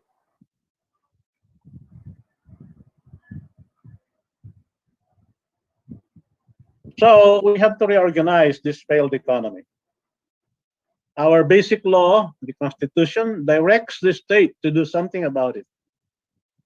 I'm talking about the 1987 Constitution. It says the state shall promote industrialization and full employment based on sound agricultural development and agrarian reform through industries that make full and efficient use of human and natural resources and which are competitive in both domestic and foreign markets. Militia economics is one way to reorganize our economy and fulfill this constitutional mandate.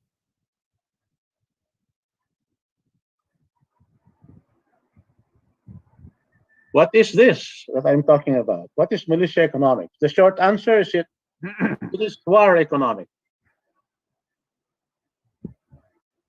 In times of war or in preparation for war, countries are forced to mobilize and optimize all resources that are available to them. They also fully harness all the technology that they can have access to so that they can produce war material to overcome their enemies. It is a matter of survival, so they do the best they can. Empirical studies have noticed the correlation between such war-related actions to the prosperity of a country, leading some to falsely conclude that war and prosperity for the warmongering country had some causal relation. And this is wrong.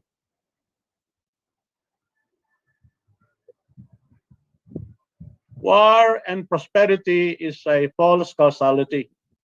Prosperity happens because of the optimum mobilization of resources, including full labor absorption, meaning everybody employed, which happens in preparation for war and in sustaining the war effort.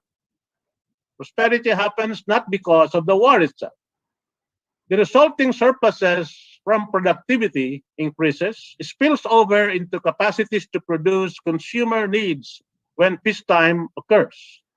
While the recovery towards high-level consumer goods production does not happen quickly for the vanquished countries, it does occur after repairs of the installed industrial productive plants used during the war are done with the help of victor conquering countries. That happened to Japan. In Europe, that happened through the Marshall Plan, which was given through a Lend-Lease program by the United States to the countries that have been devastated by war in Europe, and they were able to, with that money, they were able to reconstruct their industrial capacity and pay back to the United States in terms of goods exported to the United States and imported by the US. And that is how the Bretton Woods Convention came in, and that is how the United States dominated the world currency system through the hegemonial dollar. In the Philippines, we were neglected. MacArthur quarreled, disagreed with Osmeña when Osmeña asked MacArthur to dismantle the industrial capacity of Japan and transfer it to the Philippines. He also made, Osmeña even suggested the postponement of independence for a decade, so that America will foot the bill in repairing our country because of the War of Liberation, wherein Manila was totally destroyed. But MacArthur did not agree with that. He and Paul MacNutt put up Rojas to contest Sergio Osmeña, and Sergio thought that there will be a challenge to him. Sergio Osmeña was thinking that nobody will challenge him for the presidency, but Paul MacNutt and MacArthur put up Rojas because of their disagreement with Osmeña, and Rojas became the president of the restored Commonwealth. Yeah, they proceeded with just getting us off, signing our country as an independent country so that hindi sila makialam sa pag-repair ng bansa. But that war, the war that just transpired during that period, was the one which showed how the American economy responded in terms of mobilizing its resources to be able to create a very strong United States economy during that period between 1940 and 1944. They were spending at a deficit rate of 30% of GDP because they were producing it anyway with their mobilized, efficient war economy that produced a lot of tanks, a lot of bullets, a lot of planes that they sent to Europe. This compendium of measures, which the Americans did between 1940 to 1945, is what is typical of what I call militia economics.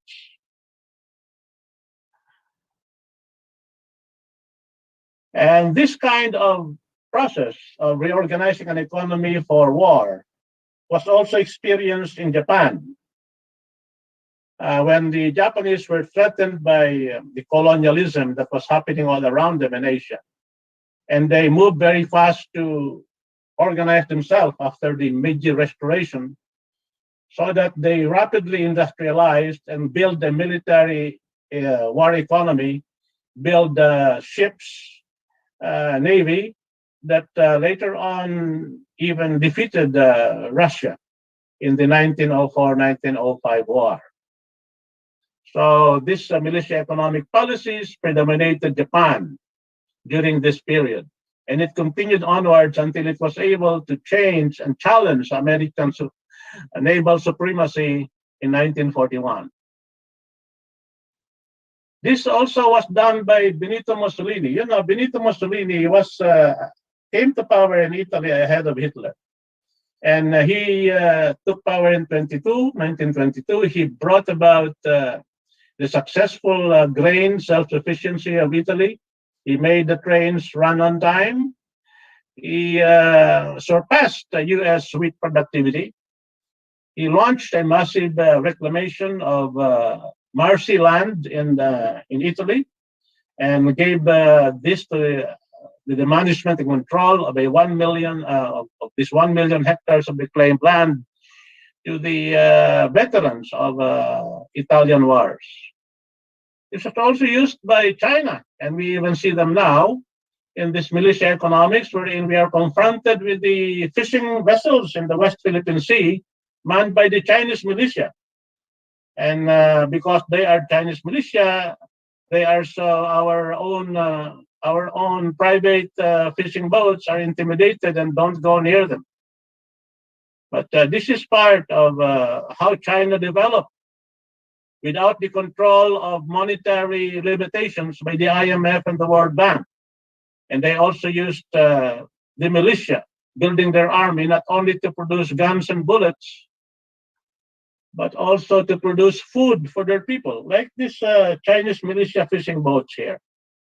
And they also exported their economy, productive capacity by acquiring lands in Africa, acquiring lands in South Africa, planting them to soybean, which is immediately exported to China or imported by China from these sources. Militia people are doing that.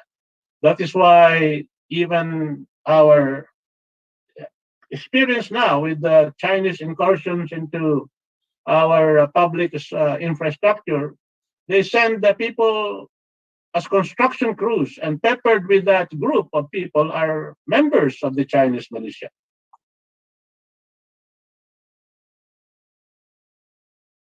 Israel also used militia economics in a situation where they were dominated and surrounded by hostile countries. Everybody in Israel is a soldier. And now you see this recent display of Israel military capacity with that Israel Iron Dome, and the recent exchanges in the West Bank with the Hezbollah, I think, or some group that was raining missiles into Israel. But Israel survived. Israel is thriving. Israel is a power in the Middle East because they're organized in militia economics form.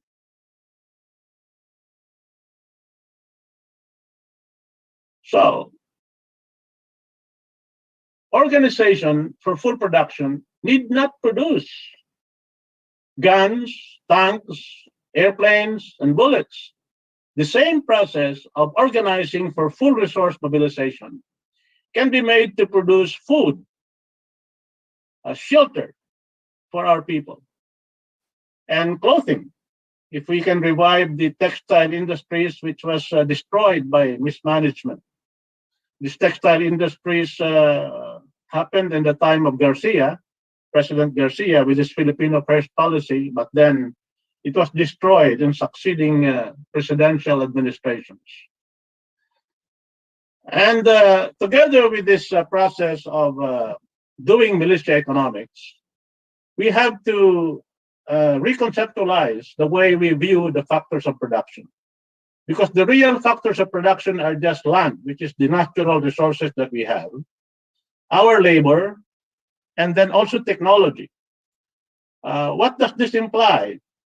It implies that our land should be shared. Our natural resources should be shared by all the stakeholders. We have to adopt certain structures of ownership through equity restructuring, wherein we can produce companies like Statoil of Norway, wherein all the people of Norway owns their oil. We can create a process without expropriation, but through eminent domain buying of all the mines in our country, and let all our people partake of ownership in it, and so on and so forth. Because things that are given to us as a bounty by the Lord, by God, should not be appropriated privately by just a few people because a piece of paper was issued by the central government that they can do so. It should be at the stakes shared by every one of us, because that is for all of us. Does it mean that we will preclude private sector ownership? No. In this process, the entrepreneurship will happen through community entrepreneurship, which are cooperatives, through private and individual entrepreneurships, which will concentrate on technology buildup, which will be subsidized by government, and also by public entrepreneurship through government-owned corporations, or municipality-owned corporations, or provincial-owned corporations, which will have stakes with cross-ownership shares at any level of production in all areas of the country. Our labor then will be seen as a factor in production, and that means we will give them free training, and we will give them free housing, or almost free housing, through some sort of very subsidized method, because we want a well-sheltered labor force so that they can be healthy, and also a labor force that is properly skilled, and also a labor force that will have universal health care, because we want to have them healthy in producing the things that we need. And our technology will have to be harnessed to what? Building institutional practices like the TESDA, incorporating them into a civilian militia, where people who join our civilian militia after 2 or 3 years come out with high technological skills because they were trained in the Philippine Army. And then through this process, we will adopt a process of emphasizing physical production targeting, as opposed to the usual inflation targeting pursued by traditional Philippine economic managers. Fiscal policy are tuned to support physical production targets, and accommodative monetary activism complements physical targets and fiscal policy. We will not be constrained by IMF targeting and World Bank suggestions. We will exercise full monetary sovereignty, wherein we will be able to stave off inflation by doing within the cycle deficit spending, as well as over the cycle budget balancing, complemented with liquidity absorbing bond flotations to mitigate inflationary drag. I can explain this later on if you want elaborations of this economic concepts. So this framework to implement militia economics for the Philippines is our key towards reorganizing our economy, towards not alleviation of poverty, but making our poor people wealthy people, because now they own the natural resources of the land. They are trained to do highly skilled labor activities, and their health is protected, and they have housing that is given to them through the efforts of government and through their own efforts as members of a 4 million militia that will build houses and produce food for our people, so that even if other goods rise up in inflation, shelter and food will be available to our people at very, very modest prices.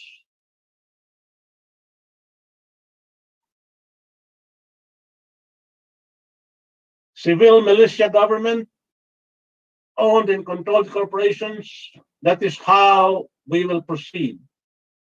Government-owned controlled corporations will be organized for agriculture infrastructure. A 4 million strong militia will be built to concentrate in auxiliary non-combatant functions. GOCCs will be created for various purposes, which will be manned in a composite manner with private citizens working together with civil militia. These GOCCs will build agricultural infrastructure, irrigation, farm-to-market roads, operate food-producing entities, and build transport arteries and broadcast and high-band digital communications network. This also will build our military capacity, like building through marine plywood and all other materials available in our natural resources. We will build a mosquito navy with petty boats with armed with missiles and torpedoes to protect one of the longest coastlines in the world, and then give us a credible and realistic stance at armed neutrality in the context of a truly independent foreign policy. We go through a simplified planning process, and we will institute this in all areas of physical production, physical targeting, fiscal planning, and monetary activism. Physical production, as I've said, physical production targeting instead of inflation level targeting will be implemented. You know, with inflation level targeting, the government defaults and give the role of development to the private sector. In the context of the Philippines, where the oligarchs are dominating, when they do that, you give this initiative, you surrender these initiatives to the private sector. And that is quite deleterious to our future development, because this private sector just think of their private interest and to hell with the public interest. And that has been seen in the way our crisis about water and power has happened after these 30 years of privatization that was indulged in by the returning oligarchs that Marcos has oppressed during the martial law years. This inflation level targeting also is an affirmation of this neo-colonial economic concepts of trickle-down concepts, trickle-down processes of sharing the pie with the poor. And that is a very cacique-like thinking, a patronizing attitude towards our masses of poor people. They should not just be alleviated, they must be made wealthy by creating a different concept of development through militia economics. Fiscal expenditure planning to support physical production targets and corresponding increase in money supply through monetary sovereignty will be implemented. Equity restructuring will be used. We will not expropriate or nationalize existing mines. We will buy them out with a combination of land swaps, bond issuances, and cash. But they will be intertemporally spread out for 50-year payment systems or 100-year bond issuances. And that's what we will do in terms of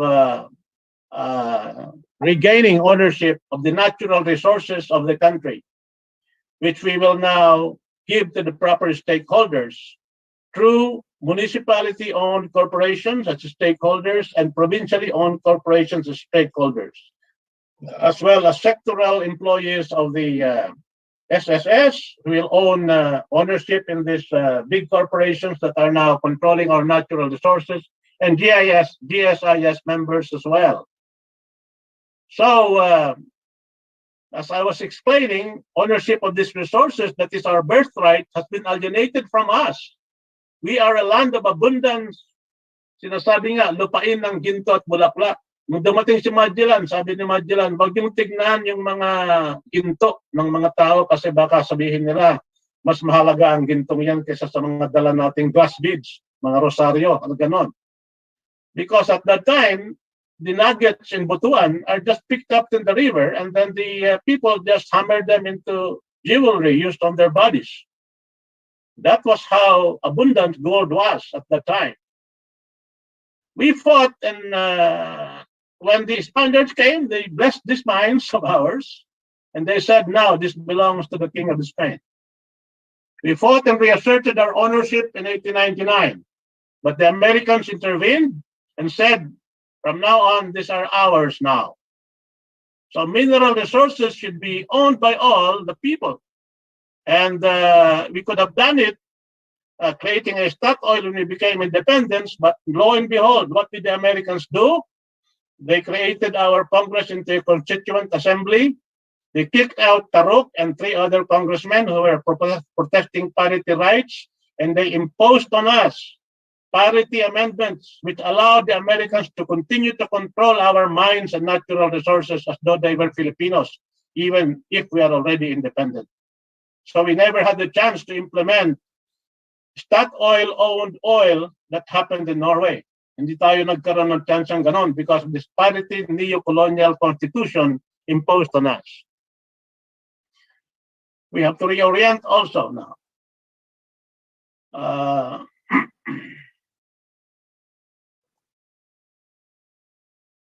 We have to now reorient also our foreign service to focus on aggressive economic diplomacy. Our foreign service are just there sometimes cutting ribbons for Filipino associations when their main purpose should be to acquire technology from the host countries that they are in and also to develop export markets for our produce. The same way that the Chinese consulates and the Chinese embassies of the world used all the Chinatowns in the world to be the buyers of the products of China, and also to acquire and spy on technology that can be used by China to innovate on the factories that they are buying from Detroit and they're constructing in China. Because mainland China does not import cars, they import car factories because of their productivity orientation to harness their massive 1.7 million population in their labor force. That is the kind of orientation that we should have among our economic managers, which is not so. They're all like puppets of economic managers of the West. And that is war. To reiterate, militia economics is war economics. However, instead of using these tactics of optimum war material mobilization to produce more material, resource mobilization to produce more material, we focus instead on producing food, housing, clothing, and other goods and services that are of strategic importance to our national life. In the process, we build a strong and wealthy citizenry who can interact with dignity and respectability with anyone among the community of nations. So why are there so many poor Filipinos when our country is so rich? Answer: because of the absence of leader managers with the creative ability to adapt lessons learned from the historical cases of the practice and implementation of militia economics. Why can't we elect them into office? We need to clean the elections to do that. That is why we have a shadow Congress now, because we cannot get elected to our Congress because of regulatory capture of the COMELEC by syndicates. This widespread cheating by COMELEC syndicates and the presence of padded voters have created a subjugated nation, a nation where we have to clean the elections so that we can get back and recover what I call an oligarch-dominated, an oligarch-occupied territory that has alienated resources from our masses of the people. So this is our country's ideal: to dream and recover our Eden lost. My dreams when life first opened to me, my dreams when the hopes of youth beat high, was to see thy loved face, O pearl of the Orient seas, from gloom and grief, from care and sorrow free. No blush in thy brow, no tear in thine eye. Kailan pa? Now na. Those who make peaceful revolution impossible make violent revolution inevitable. Thank you very much.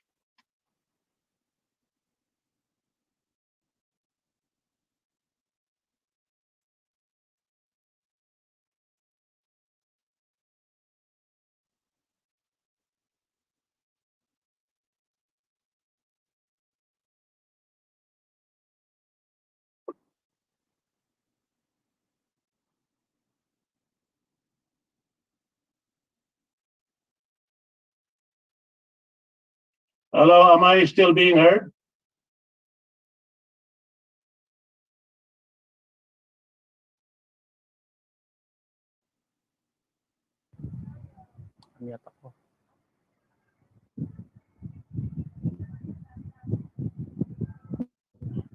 Yeah, okay. Non-mute Thank na. you very much. And I'm open to interpolations on what I have just presented. Okay. Mr. Speaker. Go Any question to that? And then Professor Hill is ready to answer for it. I am ready to explain economic terms that I use, jargon that is there, so that this can be further understood by those who have heard my presentation and my privileged point. Okay, Ma'am Wilma, you are raising your hand. May we hear your reaction, please? Wilma Manzanillo, you are raising your hand. No. Maybe you have to unmute. Wilma, you're not heard. Okay. Um, Go ahead. You're yeah, recognized. you have perfect. Yes, sir.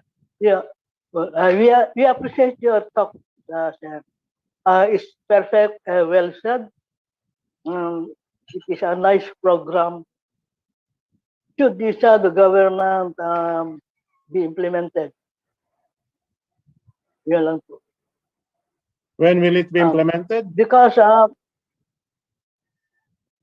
pardon me, He's asking. every organization must. He is asking you, Professor Hill is asking you, when do you think this will be implemented? I think she's asking me that. Yeah. I really cannot answer you, Wilma, when this will be implemented, because we will have to have the right leaders in government to have this implemented. And right now, we are blocked from electing the correct leaders in government because our COMELEC is controlled by the oligarchs.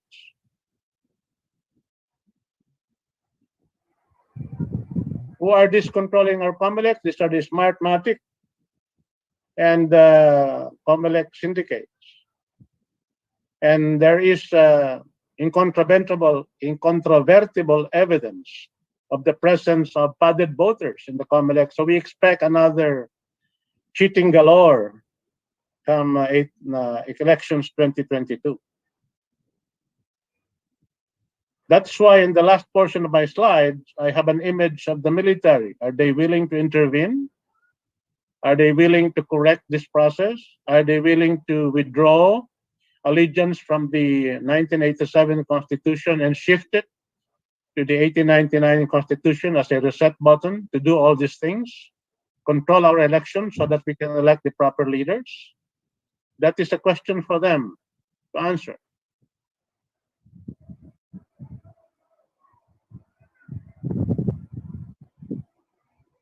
On our part, as civilians, part of the Philippine polity, we can talk to the class of 94 to 98, PMA classes. They are the ones now who are lieutenant colonels, captains, majors, and colonels.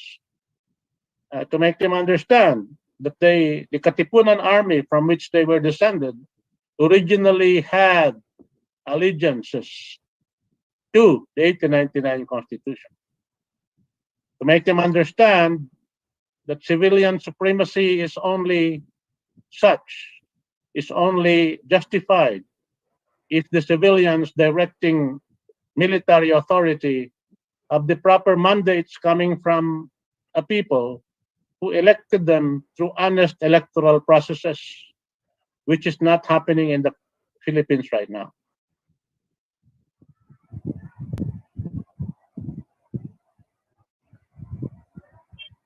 Now, any more comments or suggestion related to okay, Michael Alunan, you recognize. Okay,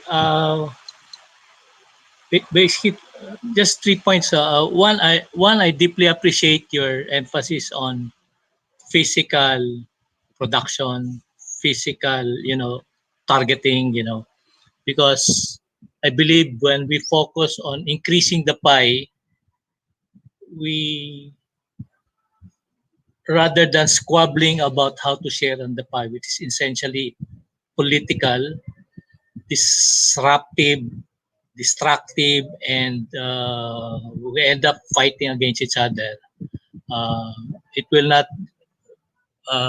bring us much anywhere. No, I mean something positive. Second point is when you cited the inability of the last quotation of John Kennedy, the inevitability of it's a revolution. It hints on something that is the inevitable option of the left, which is revolution. And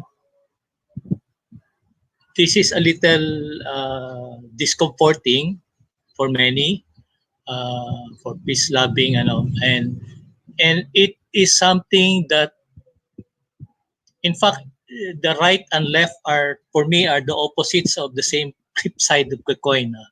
The military-industrial complex, whom Dwight Eisenhower exposed and warned the public, has evolved into and transmogrified into the military-industrial complex with the financial oligarchs, the network of big tech, the mainstream media, the quote-unquote insidious civil society led by the likes of George Soros Open Society funding all this color revolution, etc. And even academe, no, which have been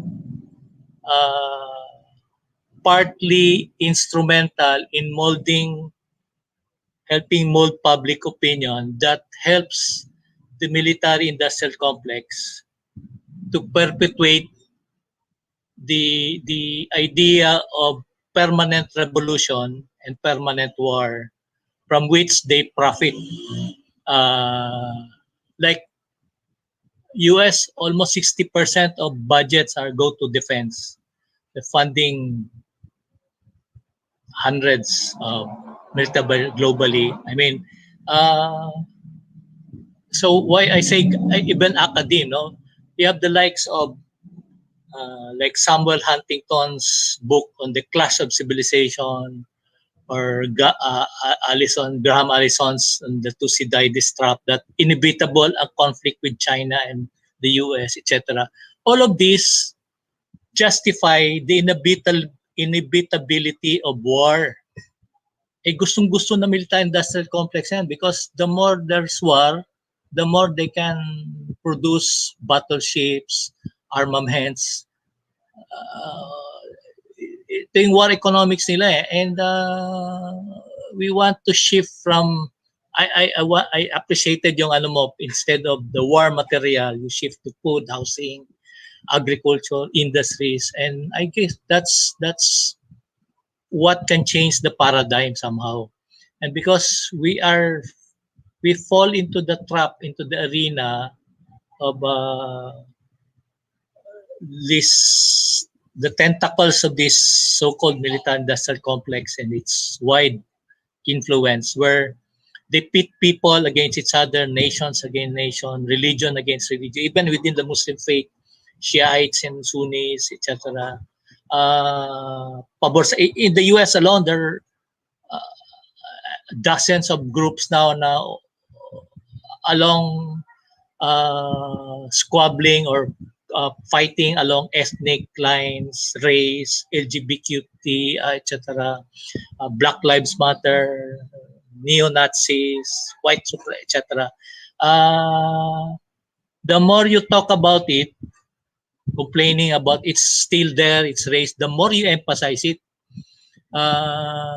This reminds me of, I think, British Lord Palmerston. He's the guy who started this. There are no permanent friends or enemies, but permanent interests. Siya rin yung nagpupush na permanent, if I'm not mistaken, permanent revolution and war. So they support both sides. Support revolutions, insurgency, support, fascist military. Yes. So Mike, what is the question? So I raise. So what is your focused question? I appreciated the thing on the physical, but I'm a little bothered and on the quote unquote inevitable liberal revolution, which will not, what makes us different from, let's say, the leftist option, which is brings us to the third option, which we may fall into the trap of the military industrial complex, mithiin nila na to fit. But you have to focus your question. You're asking me a question. What do you want So to tell me? it was my comment. These were comments, not questions. So how do we, when it said how do we reconcile all these issues that would make us somehow distinct? Because somehow your points are good on one aspect, but I'm a little bothered on sa ibang. The focus of the militia economics. Okay, let me respond, Mr. Speaker. Okay. I may respond to the comment. Yes, yeah, recognized. The quote on Kennedy has nothing to do about my argument, my thesis, that the optimum tactics, the tactics of optimization and the use of a full resource mobilization in a war economy can be used in the same manner to produce non-war goods. That is totally independent of that quote on Kennedy. The quote on Kennedy came in because of the allusion to the fact that I said policies like this can only happen in the country if we have leaders in position who understands this and can implement this. Correct? However, I also pointed out the fact that our present selection of leaders in the electoral system that we have right now would not enable our people to choose such leaders who will follow this kind of policies. So, if it cannot be done through the process of peaceful arrangement in the selection of leaders, because our oligarchic classes are preventing that from happening, then violent revolution may happen. And the conception that revolution is a monopoly of the left is wrong. A revolution can be a golpe de Estado coming from the existing military forces that are already in place to have gotten fed up with civilian tribunes who are not authorized by their illegal mandate to order them into life and death missions. That is also a revolution. They just call it a coup d'etat because it comes from the military. We are not advocating a coup d'etat, our group, because we have the gift of the 1899 Constitution, which could be a reset button. We just have to convince our military, the young military, to take over the government because they are shifting their allegiance from the 1987 Constitution to the 1899 Constitution. There will be no military takeover because the forces that will enforce the 1899 Constitution will be constrained by the constitutional restraints on the forces of on the armed forces that are already in that 1899 Constitution. We must remember that the 1899 Constitution was instituted by the leaders of our Congress in the 1899 Congress to restrain the dictatorial military powers of Emilio Aguinaldo. And Emilio Aguinaldo swore to serve under the Constitution no longer as a dictator but as a president of such republic. So when I refer to that Kennedy clause, I'm just warning these oligarchic forces who are resisting the aims of groups like ours to do it peacefully. They frustrate us. We resort to something that is more forceful. Fortunately, it need not be violent. We just have to ask the military to withdraw support from this 1987 Constitution, which has been mutilated, abused, and not used by this political oligarchy that we have. What are these reasons for me to say that this Constitution has been mutilated? The 2001 coup against Arab broke the Constitution. This imposition right now of medical martial law protocols are not in the Constitution, but they are doing it. So you see, we have a government of men and women who do as they please with the Constitution. It is no longer a government of law under the principles of constitutionalism. Constitutionalism is the principle of a group of people in a polity agreeing that they will create a document that they will live by and follow so that there will be no problems in terms of stability of governance. But that paper constitution that we have now as a de facto guide, the 1987 Constitution, has been violated. What is in the Constitution is not being done. Like what? The political dynasty provisions.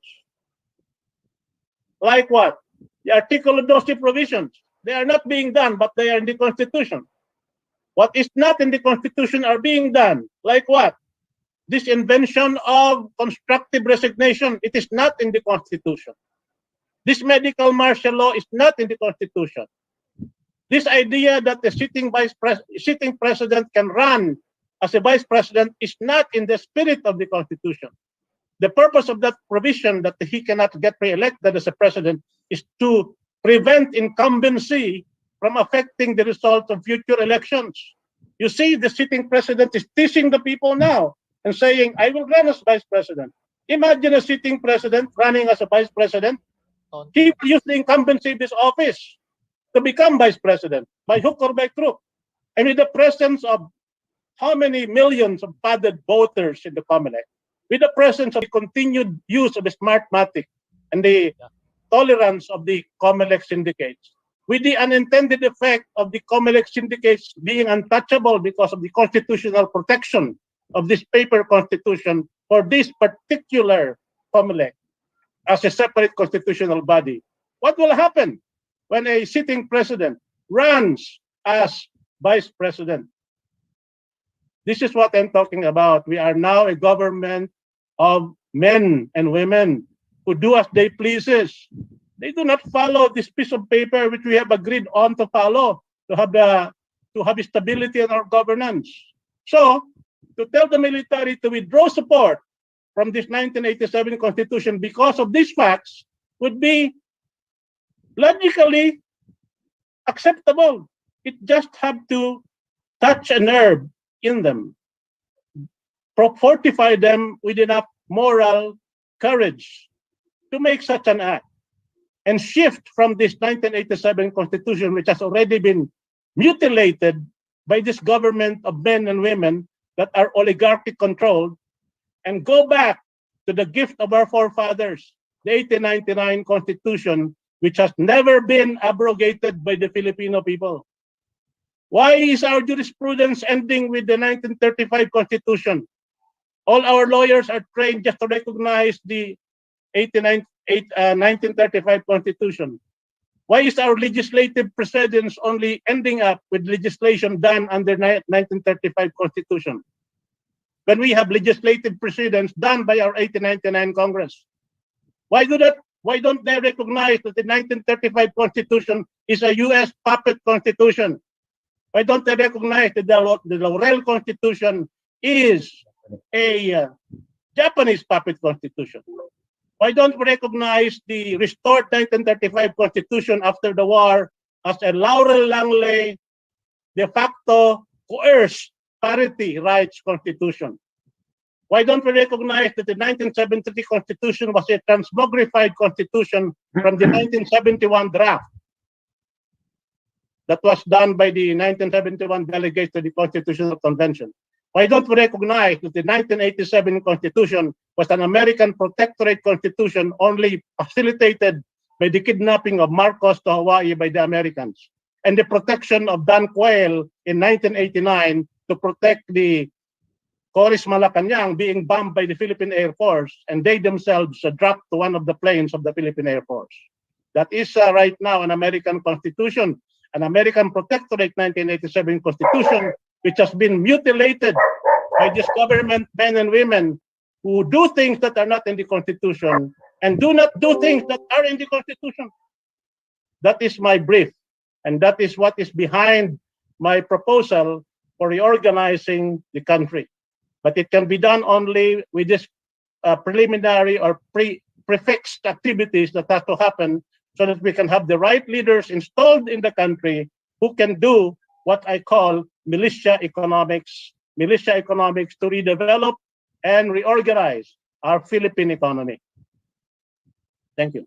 Thank you, Professor Hill. And in addition to that, there is a saying that a constitution or a law were made by man. And once the law or constitution is violated, so that needs to be amended or changed. Any more suggestion or question? It's comforting to hear the explanation of Hill. Okay, Michael Alunan, you're It's to hear the explanation of Hill, and let me bring back the wisdom cited by Willie Villarama earlier, that yung galit or rage will not bring us anywhere. So here, Well, as you mentioned also, Ben Lorke, that let me mention that society, government is a man of law. So yung reason will bring us, so discourse and reason and the ideas, let's say, that which Attorney Melchor Magdamo presented, bringing back the Katipunan, the Constitution, will be something worth exploring. And so dito sa labanan ng idea would be the best a venue where we can gain traction and gain more momentum and following na, which would be distinct from the left option or a rightist, fascist, whatever. So na productive, progressive, pro people, etc. Because we will going back to the Katipunan idea, where Rizal was the honorary chairman. No? And Rizal was aware of the pitfalls of the French Revolution. No? And in the French Revolution, many romanticize about it, the activists, the revolutionaries, etc. But the French Revolution, legitimate issue, no, against the monarchy, abuse, no, the liberty, fraternity, etc. But what happened there is the British Empire realized that after the 1776 American Revolution, didn't want a repeat of another revolution in Europe, in France. So Mike, 1789. So what they did. May I cut you and welcome Sunny Domingo, Captain Ray Valeros, and Attorney Melchor Magdamo. Okay, go ahead.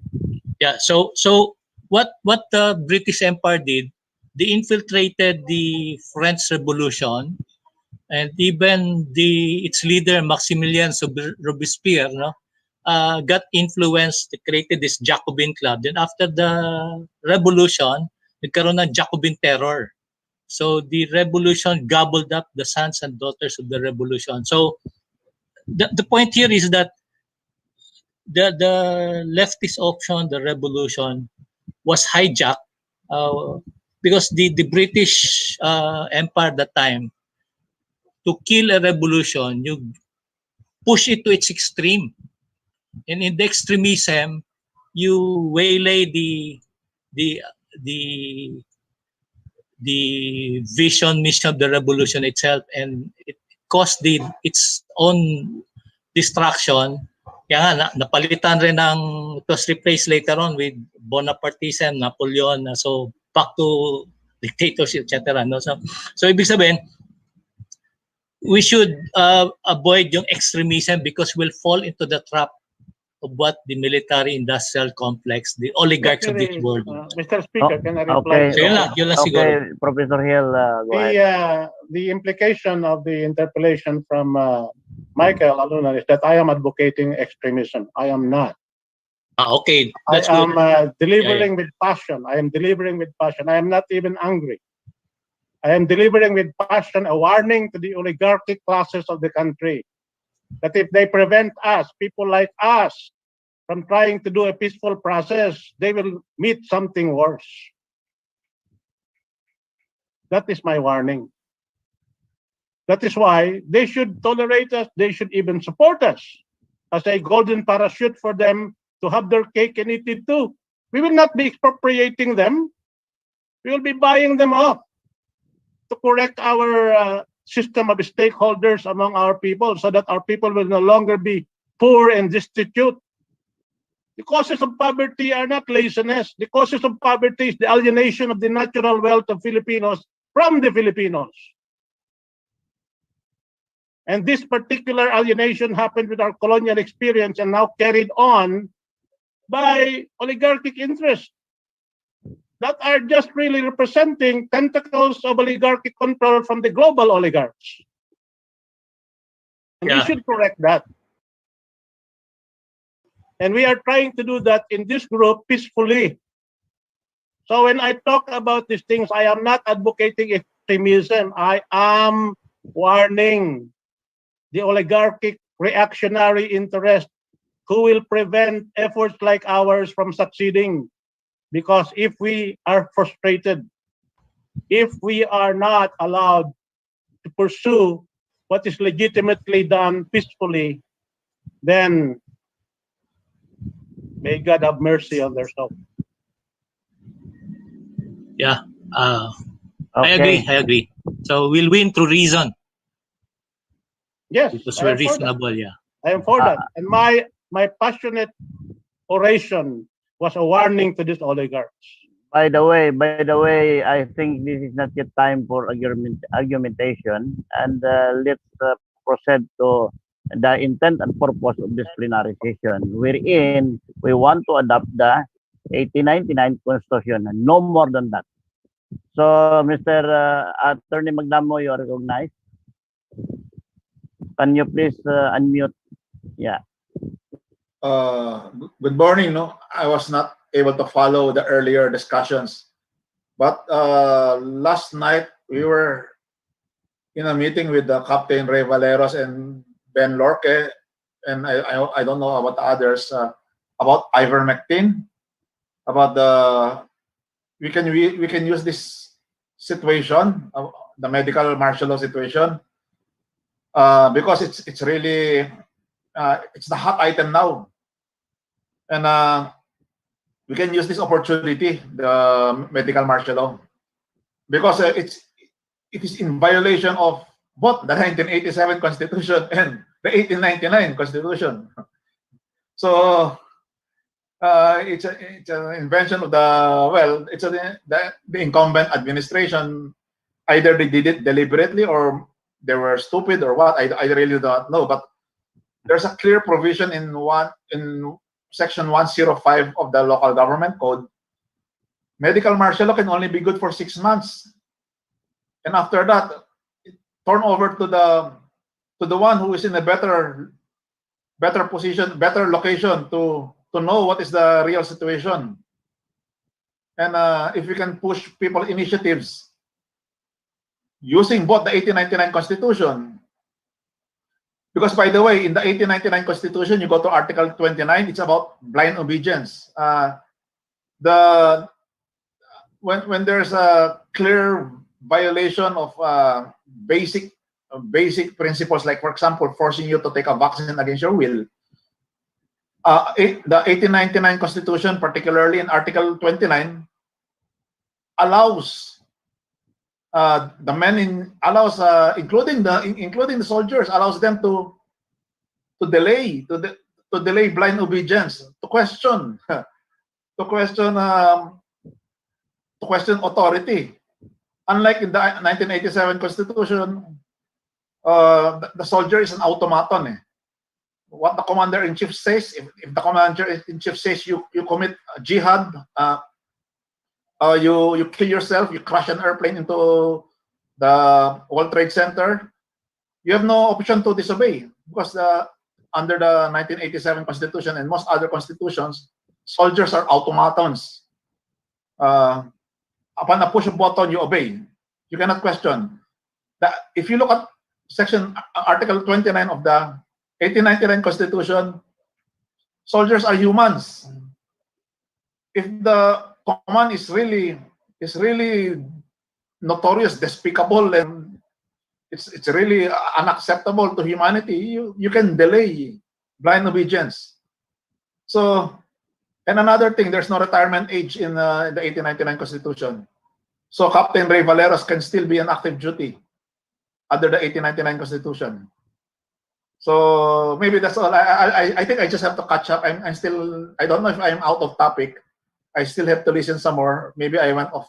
I don't know, because right now I'm still listening to Michael Alunan about his extremism, Jacobian something. What you call that? Maybe I'll just follow. I'll just listen to the discussion, then I'll pick up later on, so that I'll be in sync with the discussion. Maybe return to Speaker Ben. Well, you are right, and you are still within the topic. And Captain Rayval. May I speak about something? Just a moment after Captain Ray Valero and then Carlo Iway. Good morning, everybody. Good morning, Brother Hill, Attorney Melchor, Michael, Gian, Ben, June, Virgilio, Wilma, Ka Olim, and Kong, Willie, and Sunny Domingo. So, yung manifestation ko lang is straight tayo to the point na gumamit tayo ng vehicle, kagaya ng sinabi ni Attorney Melchor. Ang kailangan lang malaman magawa natin dito sa group is magkaroon tayo ng fixed aim and timeline. Yun ang napaka-importante ngayon. Paano natin magagawa yan to be in line dun sa pinupush ng ibang group?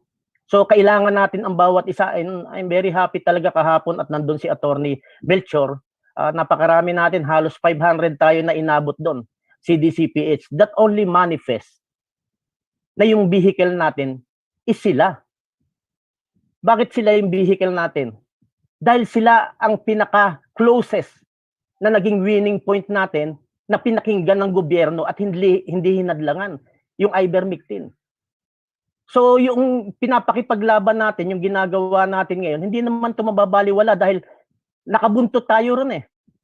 So sabihin natin kung saan tayo nakabuntot. We are happy now na meron tayong Attorney Melchor, Attorney Sugilon, at yung law firm nila, Sugilon and Law Office, marami silang mga abogado ron. And they are willing to serve the people for free. Kagaya ni Attorney Melchor, nandito siya. Alam natin mga busy sila. And to back up, yung CDCPH, mga noble doctors natin, kailangan nila ng lawyers. So that mabang talaga natin, ma-convey natin sa gobyerno itong malawakang medical march. Sino ang magpapatunay nito? Dalawang sektor lang. Ang ating mga doktor na nakakaunawa ng malalim sa nangyayari, at legally ang ating mga noble lawyers. So kapag nalagay nila ito sa magandang positioning, saka tayo papasok yung ating shadow government. Yun yung nakikita natin. Kasi forgive me for saying this. Kilala naman ako ni Brother Ben, ni Hill. I like your passion talaga lahat. Yung bringing back history, which is our foundation. Pero discussing much time regarding history, it will lead us to nowhere. Let us focus in our country. Yun ang sinasuggest ko rin sa CDCPH sa Gising Maharlika, kahit sa KDP. Let us focus in the issues in our country.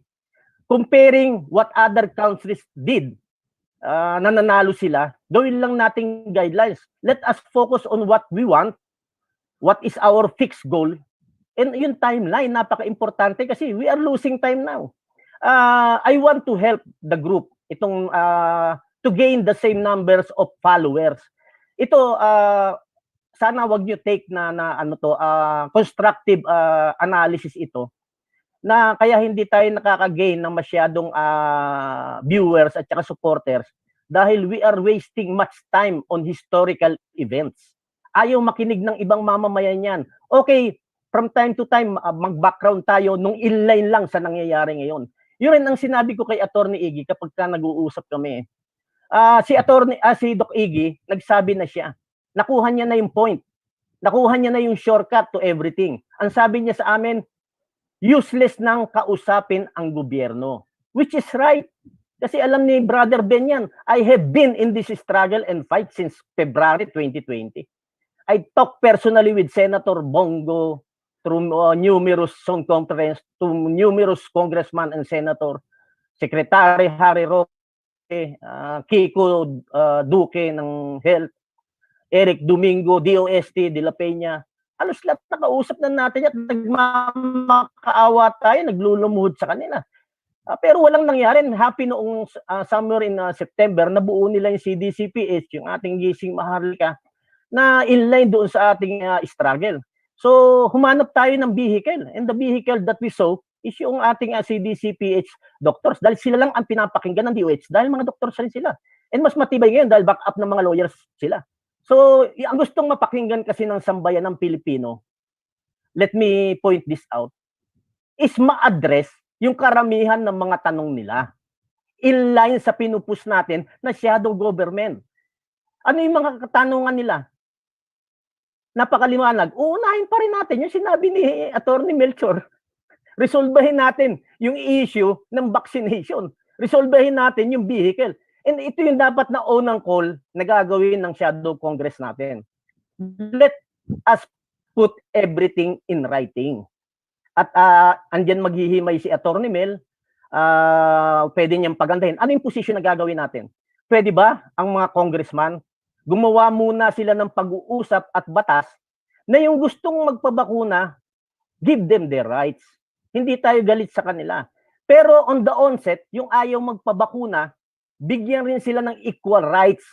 At papatunayan nung ayaw magpabakuna na hindi sila makakahawa at mahahawahan through taking this ivermectin, hydroxychloroquine, yung mga natural preventive medicine natin nagawa ng magagaling na doctors. Nandiyan yung pabudan antiviral injection na talagang miracle drug. Ako na magsasabi. Ilang beses na ako naturukan yan. Na nasa Indonesia ngayon. Those are the things that we must push. So pag nakagawa na ng batas, so hindi na magiging persahan yung pinaplano nila na vaccine passport. And dahil sinuportahan natin yung vehicle na sinasabi ni Attorney Mel, yung paghihimay natin sa medical martial law, na susuportahan natin, then we will be gaining momentum. Kasi sa actually, yung ng pag-uusap natin, forgive me again in saying this, mahal ko yung group na ito, kaya pagka may free time ako, pinipilit ko talaga na makajoin. Kung di man ako makajoin, pinapanood ko kayo. Pero ako rin nag-o-observe kung losing battle yung ginagawa natin or hindi. Ngayon, nasabi ko na losing battle because how many sessions do we have? Same personality pa rin ang uma-attend. And we are gaining the sympathy of the people. Kasi ayaw ng mga Filipino people, actually, alam ni Attorney Mel yan, yung mga grandstanding natin na pagsasalita, bringing back historical facts na okay sa atin, sa kagayan natin. Pero tandaan natin, hindi lahat kagaya natin na may importante sa atin yan. Personal, ayaw pakinggan ng tao, personal thought. Personal interest. Personal view. Ayaw nila yan. Pero kung ang pag-uusapan natin, yung gusto nilang ma-resolve ng mga problema, they will go here and watch us and listen to us. Proven na po yan. So, salamat uli sa inyong lahat at may meeting pa ako. I will be here listening and watching all of you. May meeting pa ako. Papunta ito doon sa sinasabi at natutuhan ko kay Brother Hill. Doon ako nagsimula actually. Bakit kinausap ko ng lakas ng loob ang ating mga militar? At patuloy ako nakikipag-usap sa kanila. Hindi ako bihinto. Kasi pine-present ko sa kanila yung statistic na binigay sa akin ni Brother Hill tungkol doon sa padded voter sa COMELEC.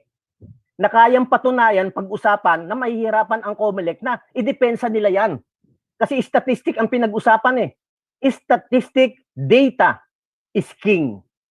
Hindi nila pwedeng maniobrahin yan. Lalo na talagang embedded na yan doon sa system. And the only way to change that is erasin ang database sa COMELEC. Tanggalin, burahin, i-delete at mag-register ng panibago, mabilis naman dahil may technology tayo ngayon, gamitin natin, na makapag-rehistro yung mamamayan. So that will be our topic this Sunday sa KDP Katipunan channel natin with Attorney Polly Sugilon. Attorney Polly served in the Supreme Court matagal. Nag-serve siya sa iba't ibang sangay ng gobyerno. Until now at her age, practicing lawyer siya. So, alam natin na kapag ang lawyer, marami pa rin case sa ngayon, hindi natin masasabi na hindi siya okay na lawyer or okay siya na lawyer doon sa dami ng naipapanalo niyang case. So, tayo'y natutuwa at supporter natin siya. Same like Attorney Melchor, yung anak niya, si Attorney Aaron Sugilon, and the battery of their lawyers under their law firm. So, nasa winning battle tayo eh. Patunayan natin sa mga sundalo, yung 7 million padded voters, i-present natin sa kanila, then they will decide. Kasi alam natin na anumang eleksyon ang gawin natin. Ano man, rig na yan eh. Sinasabi rin natin eh. Nakarig na yan kung sino yung nakaupo. Kaya nga hindi na hinabol ni Digong yan sila Bautista. For a reason na meron sila ng pinakinabangan rin last election. That is how we analyze things. So, pangalawa na tinuro sa akin ni Brother Hill, bukod yan sa statistic na yan, is talagang kausapin, dahan-dahan, yung ating mga military at kapulisan. At sinunod ko siya. We had a Zoom conference only a few weeks ago with PNP Legal Department. At umattend sila. Nakinig sila lahat. Mga generals doon.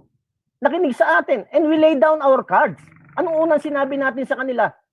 Sir, we are willing to die because of this struggle. Bakit? Pinoprotektahan namin kayo dahil pag kayo lahat naturukan, wala namang makaka-suporta, makakabigay ng concrete yes or no answer kung kailan lalabas at kung ano-ano yung mga adverse side effect ng bakuna. What if? Nangyari na nga yan eh. Doon sa Dengbaksya at nangyari sa inyo after 6 months, after a year, isa-isa kayong nagbagsakan at nagkasakit. So paano na kami? Mahal naming kapulisan. Paano yung internal security natin, yung peace and order natin? That is how we look at things. So na-convey namin sa kanila lahat yan. And tinanong rin namin sa kanila, point blank, legal department ng PNP. Bakit po? Kapag ka merong celebration sa Quiapo, religious gathering, dikit-dikit sila, wala namang kayong ginawa at wala namang naparusahan. Nagkaroon tayo ng Kilusang Mayo 1 sa Welcome Rotonda, ganun rin, magkakadikit, sama-sama. Okay rin naman sa inyo. Yung last na event ng paglibing kay President Pinoy, sinalubong sa Manila Memorial, dikit-dikit rin ang tao, kadikit pa nila kapulisan, wala rin nahuli. And last yung event sa Mindiola, ng mga anti-government pa yon, sumisigaw sila, Aus Duterte, pero walang ginawa ang kapulisan. Andun lang, nakamasid lang sila. Yan ang mga bagay na kinonvey namin sa kanila. And tinanong ko sila, why in the world, kapag ka mga kagaya namin ang nasa kalsada, sinusuppress nyo magsalita. Ayaw nyo bigyan ng permit. So nagtataka kami, we are here to protect you, to protect our military. Dahil ang military, tinurukan na rin sila. Last 2 days ago, tinurukan sa Mindanao, yung infantry battalion natin doon. 1,000 mahigit yun. Yung iba nakakaramdam na ng effect. Natatakot lang sila magsalita. So yun yung pinoprotektahan natin dahil pagdandahang nagbagsakan ng ating mga kasunduluhan, lalo may usapin sa West Philippine Sea, external threat natin yan. So lahat po yan, na-convey namin directly, face-to-face sa PNP Legal Department. And now, sumulat rin kami kay General Subihana sa ating AFP and we want to convey the same feelings namin na nandito tayo para protektahan sila. So, all of that natutunan ko kay Brother Hill. That is why I am giving Brother Hill my 100% support sa grupo na ito. At lumakas ang loob ko, nakikita ko lagi nandito si Attorney Melchor Magdamo. And marami pang lawyer. Actually, nag-a-arrange ako ng malawakang Zoom conference with all noble lawyers. At maraming nang nag-confirm. And I want Attorney Melchor to do a presentation kasi mas nasusundan niya yung lalim. At may malawak rin ang kaalaman niya sa COMELEC, sa nangyayari sa gobyerno dahil alam niya ang history. Napaka-importanting alam natin ng history. But again, yung mga citizen natin, hindi yan ang gustong ang gusto nilang marinig is yung solusyon na pwedeng gawin nitong Shadow Congress. Ulitin ko, ang gusto nilang marinig is yung solusyon na ibibigay ng Shadow Congress natin. Yun ang gusto nilang marinig sa ating lahat. So, Brother Hill, salamat. Michael, Carlo, Ben, Mel, lalo na kay Attorney Melchor, kay Congressman Willie Villarama. And I want to join our talakayan also. I have a program in Gising Maharlika, in KDP also, and incoming in Euro TV. I want you to be there. I'm inviting you. Bibigay ko sa inyo yung link. And we discuss freely kasi through continuous discussing, doon lang tayo nakakapagbigay ng tamang information sa sambayanan. At ang ginagawa namin sa mga programa, bago kami magsimula, kinokolekta namin yung mga tanong ng taong bayan. At yun ang dinidiscuss namin. Kasi doon sila magpupokus doon sila maiingganyong makinig sa atin. So, alam ko, maiinganyo sila, i-discuss natin ng malalim, paano natin gigibain yung database sa COMELEC. Isa yan. Sinasuggest ko sa mga doctors last meeting, binanggit na rin ni Attorney Aaron Sugilon, we will also destroy yung statistic database na ginawa ng DOH sa napakaraming patay na lahat pinaghalo-halo na nila. Hindi na nila pwedeng doktorin yun. So, yun ang pinagmulan ng lahat ng protocol yung database na nanggaling dun sa PCR testing. So, we are openly saying we will destroy that database. Through what? Through a legislative inquiry. Pwede rin mag-file sa korte para lumabas yan. I-suggest sa ating legislative body na mag-conduct na investigation dahil ang karamihan ng citizen is doubt. Paano natin mapipwersa sila na gumawa ng ganyang aksyon? Doon sa sinasabi ni Atty. Mel. Doon tayo magsimula through barangays. 50 person every barangay. Susulat. Himayin natin ang database sa COMELEC at himayin natin ang database doon sa mga namatay. As simple as that. And that will be the ground doon sa ating People's Initiative na bukod doon sa 89 Constitution, meron tayong Republic Act 6735, yung People's Initiative natin na pwede nating i-inline ron. So yun yung matitibay. Kaya ako, tuwang-tuwa ako at yung grupo natin sa Gising Maharlika and KDP and the rest, nung marinig natin yung sinabi ni Atty. Mel na magsimula tayo doon sa ating community. Mas matibay yun, local government code ang sundan natin. Na masipag ang ating Gising Maharlika team, community-based. Araw-araw po, namamahagi sila ng flyers. So, idudugtong namin dyan, all over the Philippines po ito, hindi lang to sa NCR. Yan po ang galaw ng Gising Maharlika natin and through our noble young men and women. So, ang gagawin natin, sundan natin yung sinabi ni Atty. Mel, 50 lang na citizen bawat barangay. Na yun ang sinasabi. Sulat kamay, may pirma sila, may numbers, na gusto namin, gobyerno, gusto po ng sambayanan na ma-review itong database sa COMELEC para maging patas ang labanan sa 2022. And dahil ito yung kinakaharap natin, marami nang namatay, marami nang mamamatay pa. Kapag hindi natin ito nahimay, ihimay natin yung database na pinagmulan ng lahat ng protocol ng DOH at EITF. So pag pinag-usapan sa legislative body yan o kahit sa korte, mahirap nilang doktorin kasi bakit? Ang mga death certificate binigay ng hospital sa funeral homes, binigay niya sa cemetery, binigyan ang membro ng pamilya. Yung membro ng pamilya, pinaserok sa bawat kapatid. Gusto nila magkaroon ng death certificate. Paano nila daw doktorin yan, Atty. Mel? Mahirapan sila, doktorin nila, iisa-isa nila. And that is 1,000 already. So maraming salamat sa inyo. I don't want to take much of your time.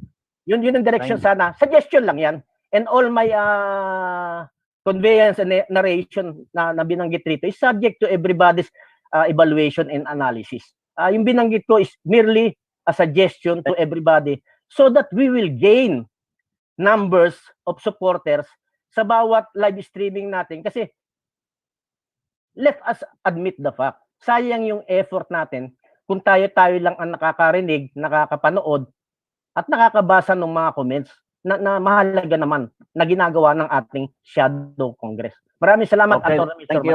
Thank you, Captain Ray Baleros. At dyan ako hanga sa iyo. Alam mo kung bakit sa tinagal-tagal natin ito ang dekada nagsama tayo lumaban sa maritime. At ngayon, lalo na dagdagan ng abilidad mo sa laban sa national concern ng mga taong bayan. So may we hear from Sunny Domingo?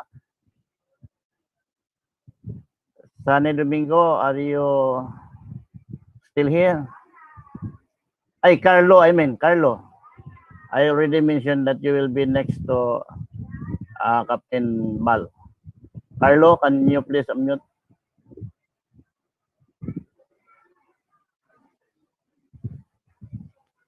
Okay. Na-observe ko Carlo na Iway. tama si Kapley. Dapat si... Will you please unmute? Yes po, okay na po. Unmute na po. Yan. Tapos na po. Okay. Na-observe ko lang na tama si Kapley. Siguro ang isang may Putol-putol ka. yung kaya tingnan po Putol ka. kung kailan po okay, balik na po ako. Klaro po. Paki-invite pala si Attorney Trixie din mismo para Yan, klaro makapagpisa na. sa gagawin natin Zoom conference pala. Okay, do. Ano, Kaplay, paki-invite pala si Attorney Trixie, no? At iba pa mga lawyers, no? Para sa meeting na ito, no? Nadadawin. When po, Kaplay? Okay, noted. And Captain Ray, itong ginagawa ninyo sa Gising Marlica, kung maaari na ano mo rin ito ang shadow government natin dahil may kaugnayan ito doon sa pinaglalaban ninyo. At ito ang maging isa sa benepisyo ng revolutionary government ng 1899 Constitution na makatulong sa taong bayan. So, sa programa mo bukas, kung pwede mo rin mabanggit, kung mare, na hindi lang natin hinikayat sila doon sa ivermectin, kundi hinikayat din natin sila makipagtulungan na ang shadow government ay may tatag ng madalian para sa kalutasan ng mga problema na hinarap ng taong bayan. So, Sunny Domingo, you are recognized. May we hear from you? Sunny, can you please unmute your audio? I think he's not responding. May I be recognized in the meantime? Okay, you are recognized, Professor Hill. I appreciated what Captain Ray Valero said, and I saying you're welcome to his acknowledgement, whatever guidance I have been able to give him.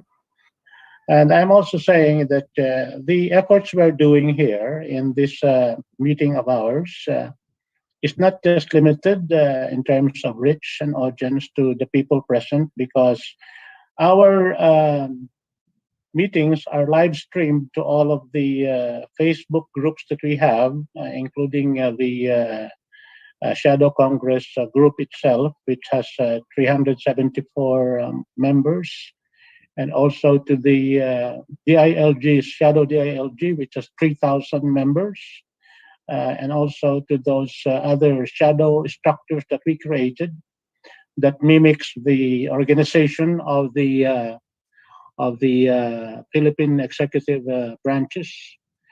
So we have quite a reach now, and in fact, today I have noticed that there were so many people who were trying to enter our discussions here just to give us trouble. And I was able to stave them off. And because in itself also, our technician, Mel Lugod, has been suspended by Facebook for some other reason. I think we are getting these reactions because they are noticing the reach that we are doing. And the discussions that happened before you arrived, Melchor Magdamo and Attorney Melchor and Captain Valeros, we were actually discussing not just the historical vantage points of the 1899 Constitution. We were discussing certain suggestions which I did in a presentation on how to reorganize our economy to meet our problems now using the optimization tactics of militia economics in wartime. And that was the suggestion. When you overheard my reaction, I was just reacting to Michael Lalunan when he mentioned that my closing slide was maybe a form of extremism. When I warned people that if we are not allowed to go through a process of peaceful revolution, then violent revolution becomes inevitable. I was quoting President John F. Kennedy of the USA in making that. But I was explaining that it was not an extremism proposition.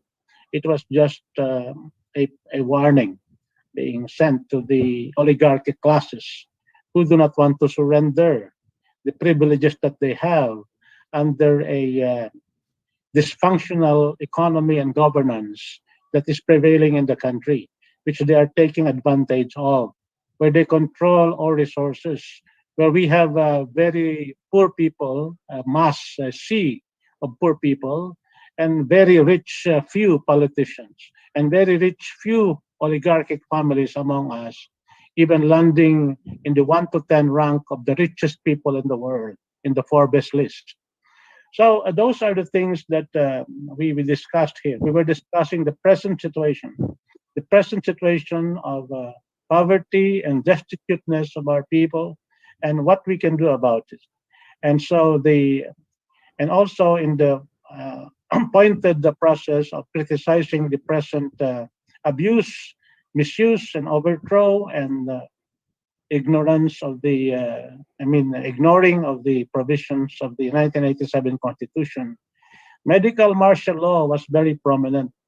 When I said that our government right now is a government of men and women that are doing what they please to do without any attention to the principles of constitutionalism and explicitly manifested in the 1987 Constitution, which they just where they just do what they please, doing things that are not in the Constitution, like the constructive resignation doctrine of Hilarios Davide, and also the medical martial law that they are imposing now, and including this violation of the spirit of the Constitution with the political tease of President Digong to run as vice president, when such is really prohibited by the Constitution, so that incumbency cannot be used to affect succeeding election results. So medical martial law is one of them. And there is no problem with linking up with the group of doctors and the group of lawyers who will fight this out. In fact, it will be an integrated process. And in fact, this is a process wherein synergy will be created and a process of emergence can happen. And the only thing we're doing is not even asserting leadership. We're just providing a framework so that if anything happens, a peaceful transition can occur through the reset qualities and the legitimacy aspects of the 1899 Constitution. Okay.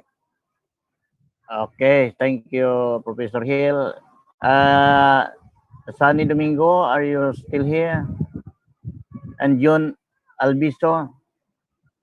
Yes, John Albiso, can you unmute and say something? John Albiso is based in Marihatag, Surigao del Sur. So maybe June, can you say something, June? Are you there? Are you listening?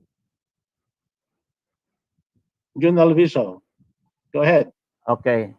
You are John Albiso, you are recognized.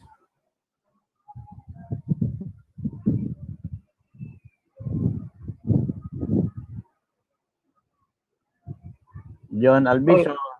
Hello, June, go ahead. June, hindi ka marinig. He has already unmuted, but he's not talking. I don't know. Maybe his audio is not effective. Probably he has problem in his audio has a problem. Okay. Ayan, marinig na. Speak na. Ito. Ako. No, it is Carlo EY is speaking. Okay. Okay. So, Carlo, you are recognized. Okay. Capre, nabasa mo ba yung sinuggest ko sa iyo, Capre?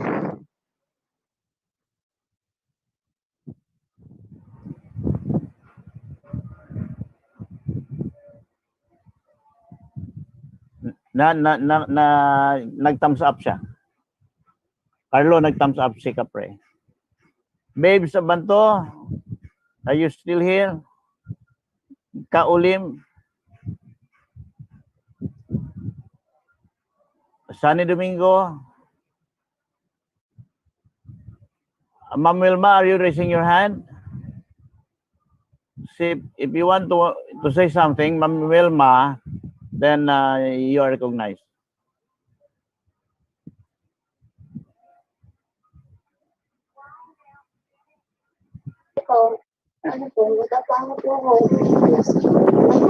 Okay. Babe,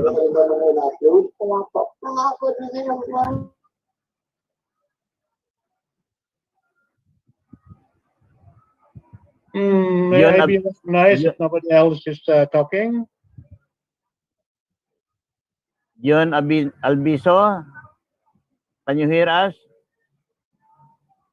Yes, but he's not able to speak. Maybe his speaker is not working, no? Yeah, probably.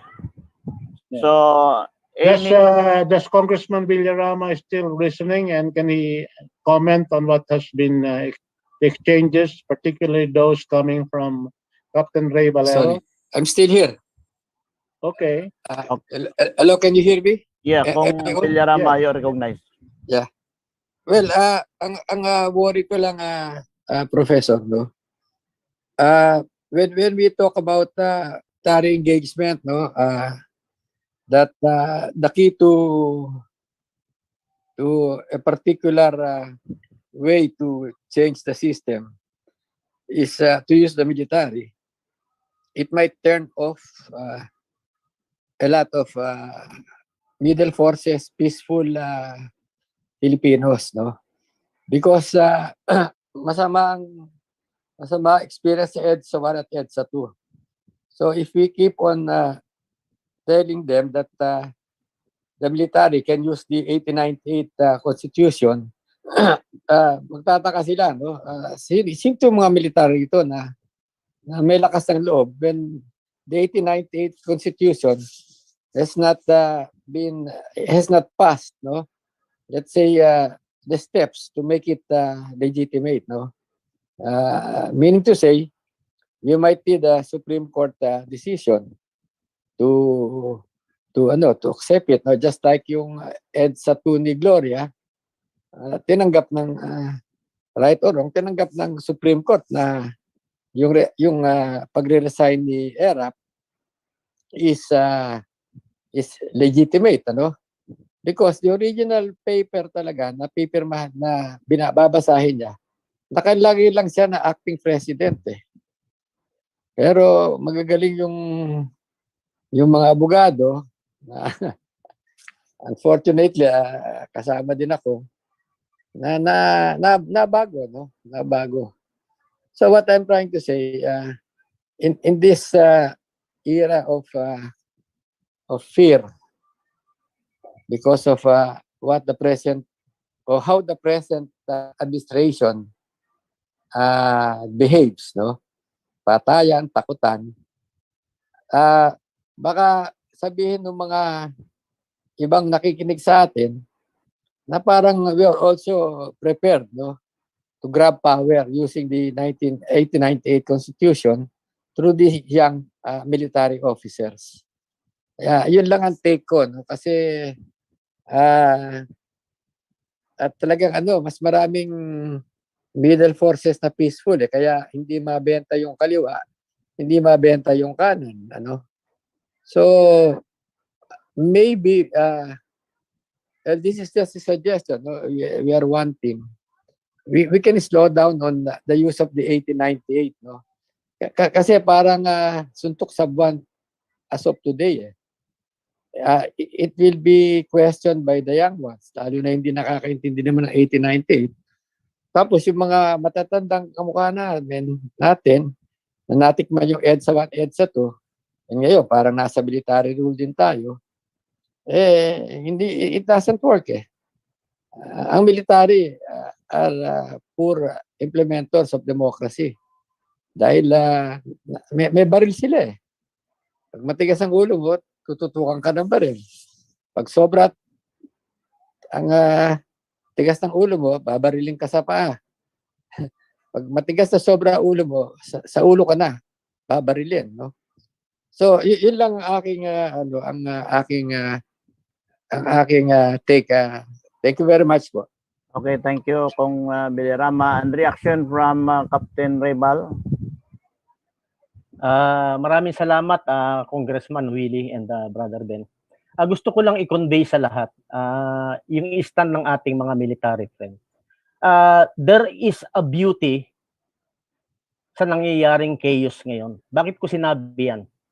Chaos tapos may beauty. Ito po ang beauty niya. Ito po, hindi po ito normal na people's power. Hindi pa po nangyayari yung totoong people's power. Na ang pinoprotektahan is preservation of human dignity and sanctity of life. Never pa pong nangyari yan. Lahat ng previous na takeover natin is hindi siya totoong people's power. Hindi siya yung nanggagaling sa puso, maaring napondohan, nahikayat, at nag-trending lang kaya sumama. That is the reality. Sa nangyayari ngayon, apektado po ang kapulisan at military. At hindi naman po sila ang magpupus nitong 1899 Constitution. They will never do that. Sa marami nating pag-usap sa kanila, they will never do that. They are waiting for the people's initiative under our Constitution. We have the right to repel, to change. Yung alam natin na hindi na nasusunod sa kontrata. Ano po yung kontrata na laging sinasabi ng ating magigiting na abogado? Ang Constitution po is isang kontrata. Kontrata ng mga Pilipino sa gobyerno. Yan po yan. At yung mga binoto natin, iniupo natin sila to represent us. Utusan natin sila. In layman's term, utusan natin sila. Pero pag nakaupo na sila, hindi na tayo kinukonsulta. Nagdi-decide na sila, kahit sa buhay natin sila na nagdi-decide. And that is a clear violation, crystal clear violation ng ating Constitution. Hindi po sundalo at ang magbabalik ng 1899 Constitution. Hindi po sila magpupush niyan. They are waiting for the people's initiative. And maliwanag po yung pagmumula natin. Para hindi po tayo ma-offshoot, hindi masyadong lumawak yung kaisipan at mapunta sa hindi maunawaan ng ating mga mamamayan. Sundan po natin yung sinabi ni Attorney Melchor Magdamo. Napakasimple. Napakasimple. Lahat tayo in support. Ilagay na natin dun sa manifesto. In support dun sa shadow government na hindi naman pag-aalsa to take over the government is sumusuporta doon sa ating vehicle. Ano yung vehicle natin? Kasi napaka-importante na may pinagmumulan tayo para hindi tayo sabog. Yun ang naging suggestion ko eh. And I really, I don't know, Attorney Melchor, if you can initiate assume dun sa mga leader ng KDP, ng ating GM, ng ating, para magkaroon tayo ng CDCPH, para magkaroon tayo ng isang landas na tinatahak. At yun muna ang susundan natin lahat tayo, kasama yung shadow government, lahat tayo, tulong-tulong. Kasi at the end of the day, it will boil down dun sa pinapakipaglaban ng shadow government. Ang mangyayari ganito, bigyan ko lang kayo ng perspektibo para maintindihan ng mga listener natin ngayon. Sinundan natin yung sinasabi ni Attorney Magdamo. Wala pa ang militar dito i-chapera natin ang militar ito. Dahil sila nasa gitna sila. Although alam natin na ang allegiance nila, ang sinumpaan nila is to protect the people in our Constitution. Lagyan natin ng direction siya. Okay. Sinunod natin yung sinasabi ni Attorney Melchor. How many barangays do we have? 44,000 plus? Hindi man natin marating yung 44,000 barangay. Kahit 1/4 lang or less than 1/4. That number is good enough. Kasi ang sinasabi, so hindi man natin marating yan, magkaroon lang tayo ng consensus sa bawat barangay. Hindi na yung 44,000 plus na barangay. Kahit 1/4 lang. Mapapirmahan. 50 tao lang. 50 tao through the initiative. Sinong may initiative? KDP, CDCPH, shadow government, Gising Maharlika, at yung mga noble patriots na natin nasa mga community. Magpapakawala tayo ng mensahe. Ang sulat, pwedeng sulat kamay, susundan nila, pwedeng pirmahan nila, naka-template na, gagawin nila Attorney Magdamo, nila Attorney Sugilon, ipapamahagi para hindi mahirapan ng sambayanan, para hindi nila mahirapan magbasa at maintindihan. Dalawa lang ang nakasulahan. Yung million padded voter sa COMELEC. Or unahin natin ito, mga available cure natin at usapan natin yung statistic. Pag-usapan natin yung statistic doon sa ginawa ng DOH na listahan ng mga dahil hindi kami naniniwala na lahat yun is COVID. Dalawa lang item, yun lang nasulat. Pipirmahan ngayon nila, contact number, pag nakolekta natin lahat, bigay natin sa mga abogado natin. And sila na ang magdadrop ng sulat. Sino ang may lumabas ba sa kalsada? Sumulat lang eh. Yung labas natin sa kalsada, that is only a show of our passion na pabilisin na ng nating legislative at nating executive at judicial yung aksyon kasi marami nang namamatay. Yun, sundan natin. So nasa kami na nila Attorney Magdamo, ipapile na nila yan through the hierarchy of court. Kung kailangan magsimula yan sa mababa muna hanggang mapunta yan sa kataas-taasan Supreme Court. And gugulong ang batas dyan, hindi nila pwedeng aksyonan yan. Bakit? Kapag kayong sulat ng sambayanan, hindi na aksyonan, that is the time. Nakakausapin natin ng harapan ang ating mga military. Kayo na lang ang huli namin sandigan. Yung aming hinaing, ayaw nilang pakinggan. So saan tayo patungo bilang isang malayang mamamayan sa bansang Pilipinas? So ayaw naman natin na tayo yung mag-clash. Kasi numbers will speak kahit saan bansa yan. And no soldier in his right mind na itututok niya ang baril para pumatay sa ngayon. Hindi, they will never do that. Nasubukan na namin yan. 7 beses kami lumabas sa kalsada. ECQ, GCQ, MECQ, lahat na ng Q. Sinagasa namin. May nanghuli ba sa amin pulis? May nagkulong ba sa amin na pulis? May bumaril ba sa amin pulis? Bawat paglakad natin sa kalsada, isa lang sinasabi natin sa kanila, basahin nyo yung nakasulat sa aming mga banners at flyers. Anong unang nakalagay? Protect our policemen and military. So yung hindi nyo maisigaw, kami na ang nagsisigaw. So that must be the flow nung gagawin natin. May direksyon siya, fix siya, hindi siya paliko-liko, iisa yung tinatahak natin, at pag nakarating na tayo doon sa hakbangin na yun, nasa korte na, dahan-dahan na po nating patibayin itong ating shadow government. Kasi tatanungin ng korte, hindi ko alam, nakakaalam ang mga abogado. Sumuporta na, by God's intervention, sumuporta ang ating militar. Teka lang, iba na yung sinisigaw ng majority ng mga Pilipino. Iba na ang sinisigaw nila. So, pwede ba pag-usapan natin ito? And they can do that. The chief of staff can do that. The very same way, nung sinabi nga ni General Angelo Reyes na, sorry Mr. President, we are withdrawing our full support to you being our Commander-in-Chief. Napakasimple, walang bloodshed. Pero bakit bumitaw? Maaring funded. Funded yung nangyari na yon. Pero ang inupo natin doon, hindi taong bayan. May inupo tayong presidente ron. Na isang sektor lang ang sumusuporta, hindi naman lahat tayo. And gano'n rin ang nangyari sa ibang presidente na iniupo natin through people's power. Hindi naman lang yun ang pulso ng sambayanan eh. Nakita nila 2 million, 3 million. And that is not the pulse nung 100 million Filipinos or 90 million during that time. So ito, lagyan natin ng direksyon. Hindi naman po mahirap. Ang pakiusap ko, ang dasal ko po, naglulumuhod na ako sa inyo. I'm begging on my bended knees. Lagyan natin ng direksyon itong pinapakipaglaban natin. Use our vehicle. Okay. Para may, pagka na-establish natin, na pagtulungan na natin yan, then we will go through the discussion na patibayin natin yung ating shadow government. Dahil naka-structure na, nakita ko, shadow government ng Marina, DILG, lahat na ng sangay, meron na. So hindi tayo pwedeng akusahan ng military or ng kahit na sino, kahit ng gobyerno or Supreme Court na hindi ready ang sambayan ng Pilipino to take over. Anyway, hindi naman talaga yan ang permit na magmamanage sa lahat. Yan lang ang magiging transition government. Kung sakasakali na suportahan na tayo ng ating mga mahal na militar. Maraming salamat, brother. Okay, thank you, Captain Ray. At Attorney Magdamo, can you please enlighten our listeners tungkol doon sa, kasi dapat usapan natin ang resolusyon na yun na dapat gawin yun ni Attorney Posadas. Ngunit dahil wala si Attorney Posadas, can you enlighten us the approach in the barangay? Mr. Speaker, can I share a screen na ito advance copy lang ng ipapakita doon sa ivermectin group. Pero mauuna itong group na to, makikita yung rough draft. Mga 9 slides lang naman, 9 slides PowerPoint. Okay, sige, go ahead. Share screen ako ha. Okay. Share screen ako ha.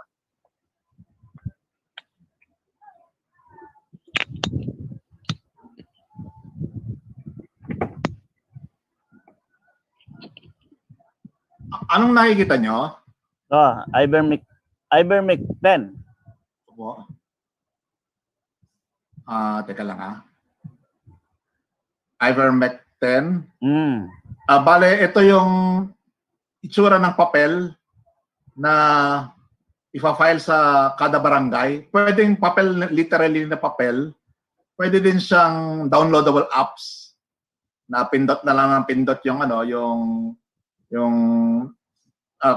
pwedeng sa smartphone, scroll up, scroll down. Pero imagine mo na ordinary paper lang to.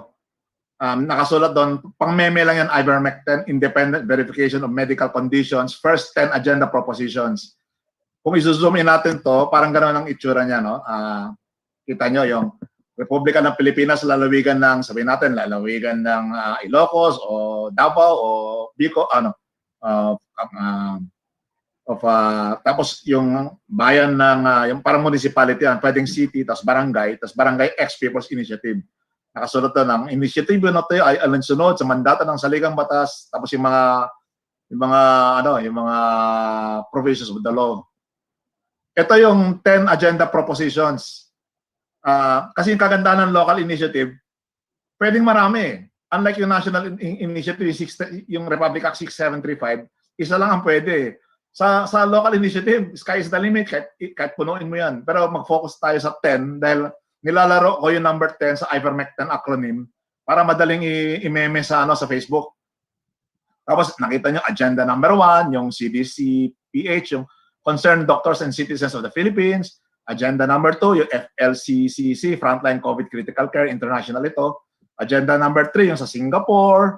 Yung, di ba, sa Singapore, simula 2 days ago, iba na yung approach nila eh. Hindi na sila nagpapaniwala dun sa pandemic scare. Pansinin yung 4 and 5, blanco pa yan. Pwedeng pumasok yung shadow government dyan. Yung number 6, nandun yung province of Cebu pero wala pa akong consent, wala pa akong go signal kung pwedeng gamitin yung kay Gwen Garcia. Wala akong direct line sa kanya eh. Tapos may 7, 8, 9, 10. Yung bagong Pilipinas, wala pang confirmation, nagmi-meeting pa sila. Yung shadow government, kung papayag yung grupo na to right now, kung pwede pa tayo pumasok dyan sa, one of these 10. Tapos in the next slide, makikita nyo, yan, may mga ganyan, may mga social media influencers yung iba dyan eh. Katulad ng Provinciana, Proven Scientific Action for National Health, mga social media influencers yan eh. Pwedeng ganun. Tapos yung yung details titingnan ng tao, yung boboto kasi yung tao eh. Sa Facebook na lang nila tingnan or social media sa mga websites. Katulad niya, yung ganun yung itsura ng makikita sa website or sa papel. Tapos, yung fill upan ng mga tao na boboto sa barangay, 50 persons lang ang kailangan eh. Yung first name, middle name, family name, birthplace, yung residence niya sa barangay. Tapos, basically, yun yung itsura ng balota eh. Kunyari, yung proposition ng CDCPH. Anong boto mo? No? Hindi mo alam? Yes? Tayo rin ang gagawa ng balota actually, hindi COMELEC. So, hindi makikialam yung Smartmatic dito dahil wala naman sa jurisdiction ng Smartmatic yung barangay. So, dito tayo malulusutan yung kasi Smartmatic, kung Smartmatic magbibilang ng boto, wala na yun. Tapos na tayo. But since we are in the barangay level, wala naman Smartmatic doon. Tayo ang gagawa ng balota, tayo ang magdi-design ng balota. Tapos, yung mga, gagawa din tayong yung database. Hindi natin gagamitin yung common database. We will be using our own database sa barangay-based database. Yung nakikita nyo, parang yan parang flowchart. Kasi kanina, yung nasabi ko, we need at least 50 registered voters. Yung 50 na yan, kailangan yan kung nag-no yung sanggunian ng barangay. Kung halimbawa, sumulat ka sa barangay, kahit isang tao lang, sumulat ka sa barangay, pag nag-yes yung barangay, panalo ka na. Hindi mo na kailangan ng 50. Pero kung nag-no yung barangay, doon mo kailangan i-present yung 50 registered voters. And yung 50 na yan, magdedemand ng referendum. At saka yung resulta ng referendum ang magiging final decision, at least in that particular barangay. Tapos, ito yung nakikita nyo sa picture na ito. Ito yung parang flowchart na magsisimula ka sa lower left, makikita mo na gagawa mo na tayo ng database. Madali lang naman yon. Apps, kahit ordinary paper and pencil, pwede yan. Tapos, kapag nag-yes yung barangay, okay na, tapos na. Kapag no, we need 50 signatures of registered voters in that barangay to demand a referendum. And that referendum must be done within 30 days from certification na ready na ang referendum. So basically ganun ang itsura ng ang itsura ng papers ng People's Initiative. Very simple lang sa barangay level. So may I stop sharing and I return back to the speaker, Ben, yung Okay. Thank you very much, Attorney Mel. At you mentioned about TikTok. And TikTok is considered as a signature as well. Paano naman gagawin itong TikTok just in case nga hindi marunong sumulat o tamad sumulat ang tao? Can you explain that to us so we could be enlightened of what is the legal point of TikTok? Kasi po yung strictness ng batas ng yung mga election laws, they apply to standard traditional election of persons. When you vote for a person, kailangan may mga standard forms ang COMELEC. But here, when you are voting for an initiative, you're not voting for a person but for a program. You're voting for an idea. Hindi na applicable yung mga strict rules na yon na kinakailangan ganito, kinakailangan gagamitin mo yung template na to, kinakailangan ganyan. Hindi na applicable yon dahil you are in a barangay level. Yung pwede nga lapis at yellow paper lang doon actually. So the strictness of the election laws does not apply in a situation like this. Kaya pwede yung TikTok, pwede yung Instagram, pwede yung Facebook. Kung basta wag lang tayo i-shutdown ng Facebook. So yun po kasi the law is lenient in this type of electoral exercise. Okay. Any reaction to what was presented by Attorney Mel Magdamo?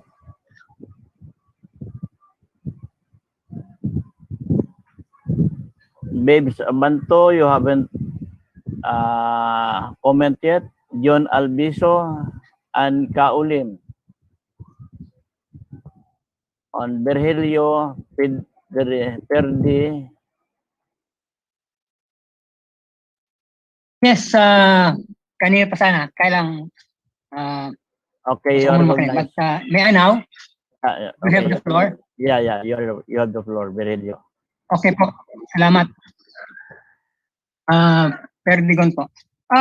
Una, sa presentation ni Sir Hill, maganda yung kanyang concept ng economic paradigm, yung modeled after the military. In fact, it strikes a familiar chord sa akin because my profession is industrial engineering and that profession was born during the First and Second World Wars, and after the war, inadapt ng business community to optimize the utilization of resources. And I can guarantee that that is a very big, very helpful mechanism for exploring and exploiting our natural resources. On a second note po, yung nabanggit niya na we are very, we are a very rich country, true. Again, a second familiar chord sa Bicol. Albay, particularly, may dalawa kaming geothermal plants dito. But we are the most problematic province in terms of power supply. Apat ang problematic electric cooperatives sa Albay, sa Pilipinas. Tatlo doon nasa Southern Mindanao, ang pang-apat po Albay.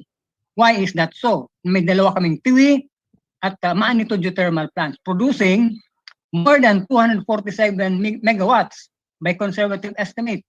Ang kailangan lang naman namin ay 90 megawatts. But we are indebted to power suppliers by already 8 billion and increasing. Yun ang wonder of wonders kung bakit nangyari yon. So, isa sana yun sa mga issues na pwede naming ilatag dito sa virtual Congress. If I may add, we have gold in Rapu-Rapu, the miners, Koreans, Australians, carted away 65 billion pesos worth of gold. Pero ang Rapu-Rapu ay third-class municipality hanggang ngayon. So those are the paradoxes that came up when Sir Hill Ramos presented his paper. Now, a third point, yung paano, how do we go there? Ang lumalabas po sa kanyang recommendation is through the use of the military. Fine. We believe that these are men of honor who are willing to die for their country. Okay. Pero kung, in fact, napakinggan natin si Captain Ray Valeros na dapat ang manguna yung tao. Therefore, we should organize the people. Yung military should be there as protectors of the people. So itong mga ideas na to, kung saan tayo pupunta, paano tayo pupunta doon, maganda. But again, getting it from Sir Michael Alunan, be careful. We might again fall into the trap of the French Revolution. Sabi nga niya, the children of the French Revolution were devoured by that process. Nauwi sila kay Napoleon, nauwi sila sa great ruin. So yun lang naman ang pwede nating pag-ingatan. We have this great dream. Paano tayo pupunta doon? Pag-isipan natin mabuti, let's organize. We are men of good intent. Ang sabi nga ni, I don't know kung si Tolstoy mismo ang nagsalita, pero doon sa pelikula ng War and Peace, if evil men can work together to get what they want, good men, and I believe we are all good men here, can also work together to get what we want. Yun lamang po. Thank you very much. Okay, Professor Hill, reaction please. Yes, it's very good insight and comments from a fellow Bicolano. I'm from Masbate, although we are called German Bicol because matitigas yung aming Bicol. Kapo ko Bicolano yan si Virgilio at ang pangalan namin magkahawig pa, may Hill din sa kanyang pangalan. Yung sinasabi ni Michael at saka yung nakomentahan din ni Virgilio na we may be devoured as children of the revolution. Malamang hindi po na mangyayari yun. Kasi hindi naman tayo ang nagrevolusyon. Yung nagrevolusyon po, yung ating mga ninuno sa 1899 Malolos Congress. They did the revolution and they freed our country from Spanish rule and they gifted us with the 1899 Constitution. Ngayon, ang dictum ng law is that law is silent in the face of arms. American arms interdicted our 1899 Constitution and has silenced it through the years. The 1935 Constitution, as explained by Mr. Magdamo in his last presentation last Saturday, has never been abrogated by any constitution in the Philippines. I also pointed out in my presentation today that our legal jurisprudence, mostly based on the training of our lawyers, ends with the 1935 Constitution, which is in effect a U.S. puppet constitution. Our legislative precedence also ends up with the legislation created under the 1935 Constitution by our congresses that were done under that Constitution. But it never recognized the legislative precedence promulgated by the 1899 Constitution. So in effect, when we say we're creating a revolution, we are really for revolutionary change because we are just reminding our people, our military, that they have already sworn to defend this Constitution when they were promulgated in 1899. In fact, our Philippine military anniversary is counted now at 124 years old because they have already sworn to the Constitution before in 1899. And they go back to their 1897 founding as the Katipunan Army. In 1897, the Katipunan Army was founded. Our Philippine Navy also celebrates 123rd anniversary of their founding. Why? Because after the 1897 Katipunan was founded, the several ports all over the Philippines surrendered the Spanish boats there, and that was organized by our forefathers as the first Philippine Navy in 1898.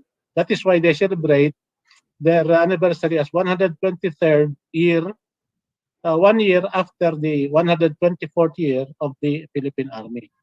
So there is not much danger using a peaceful path. We are asking the military to just revive their old allegiance to the 1899 Constitution. And in the process of doing that, we are just letting them recognize that the 1987 Constitution, as far as the ruling classes of the country today are concerned, is just toilet paper. They do what they want. They do things that are not in the Constitution, and they ignore things that the Constitution tells them to do. And as I explained earlier, this violates the principle of constitutionalism. Constitutionalism as a principle is different from a particular constitution because it protects the people from the exploitation of some groups using a paper constitution that was derived from the practice of constitutionalism as an instrument of exploitation of these people who are creators of a constitution under the principles of constitutionalism. That is why I say we are not at all creating a new revolution as long as we follow this process of withdrawing support from the de facto 1987 Constitution and pledging support to the 1899 Constitution. This can start with this people's movement like we are doing here, and with more and more Filipinos pledging their allegiance, ordinary Filipinos, non-military, pledging their allegiance to the 1899 Constitution. Then it would just be a simple matter to ask now the most organized element of our country and who controls the monopoly use of armed power to join us in this support for the 1899 Constitution.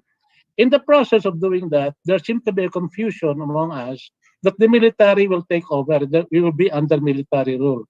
No, the military only pledges allegiance to the 1899 Constitution, and we are not at all under military rule. We are under the rule of the 1899 Constitution.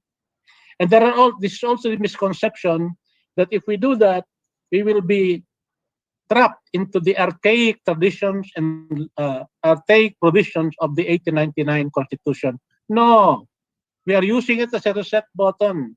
It will be like the 1776 to 1789 Constitution framed by the 13 colonies that rebelled against Britain, that has now 34 or 32 amendments, and 27 of them ratified now by all the states of the United States.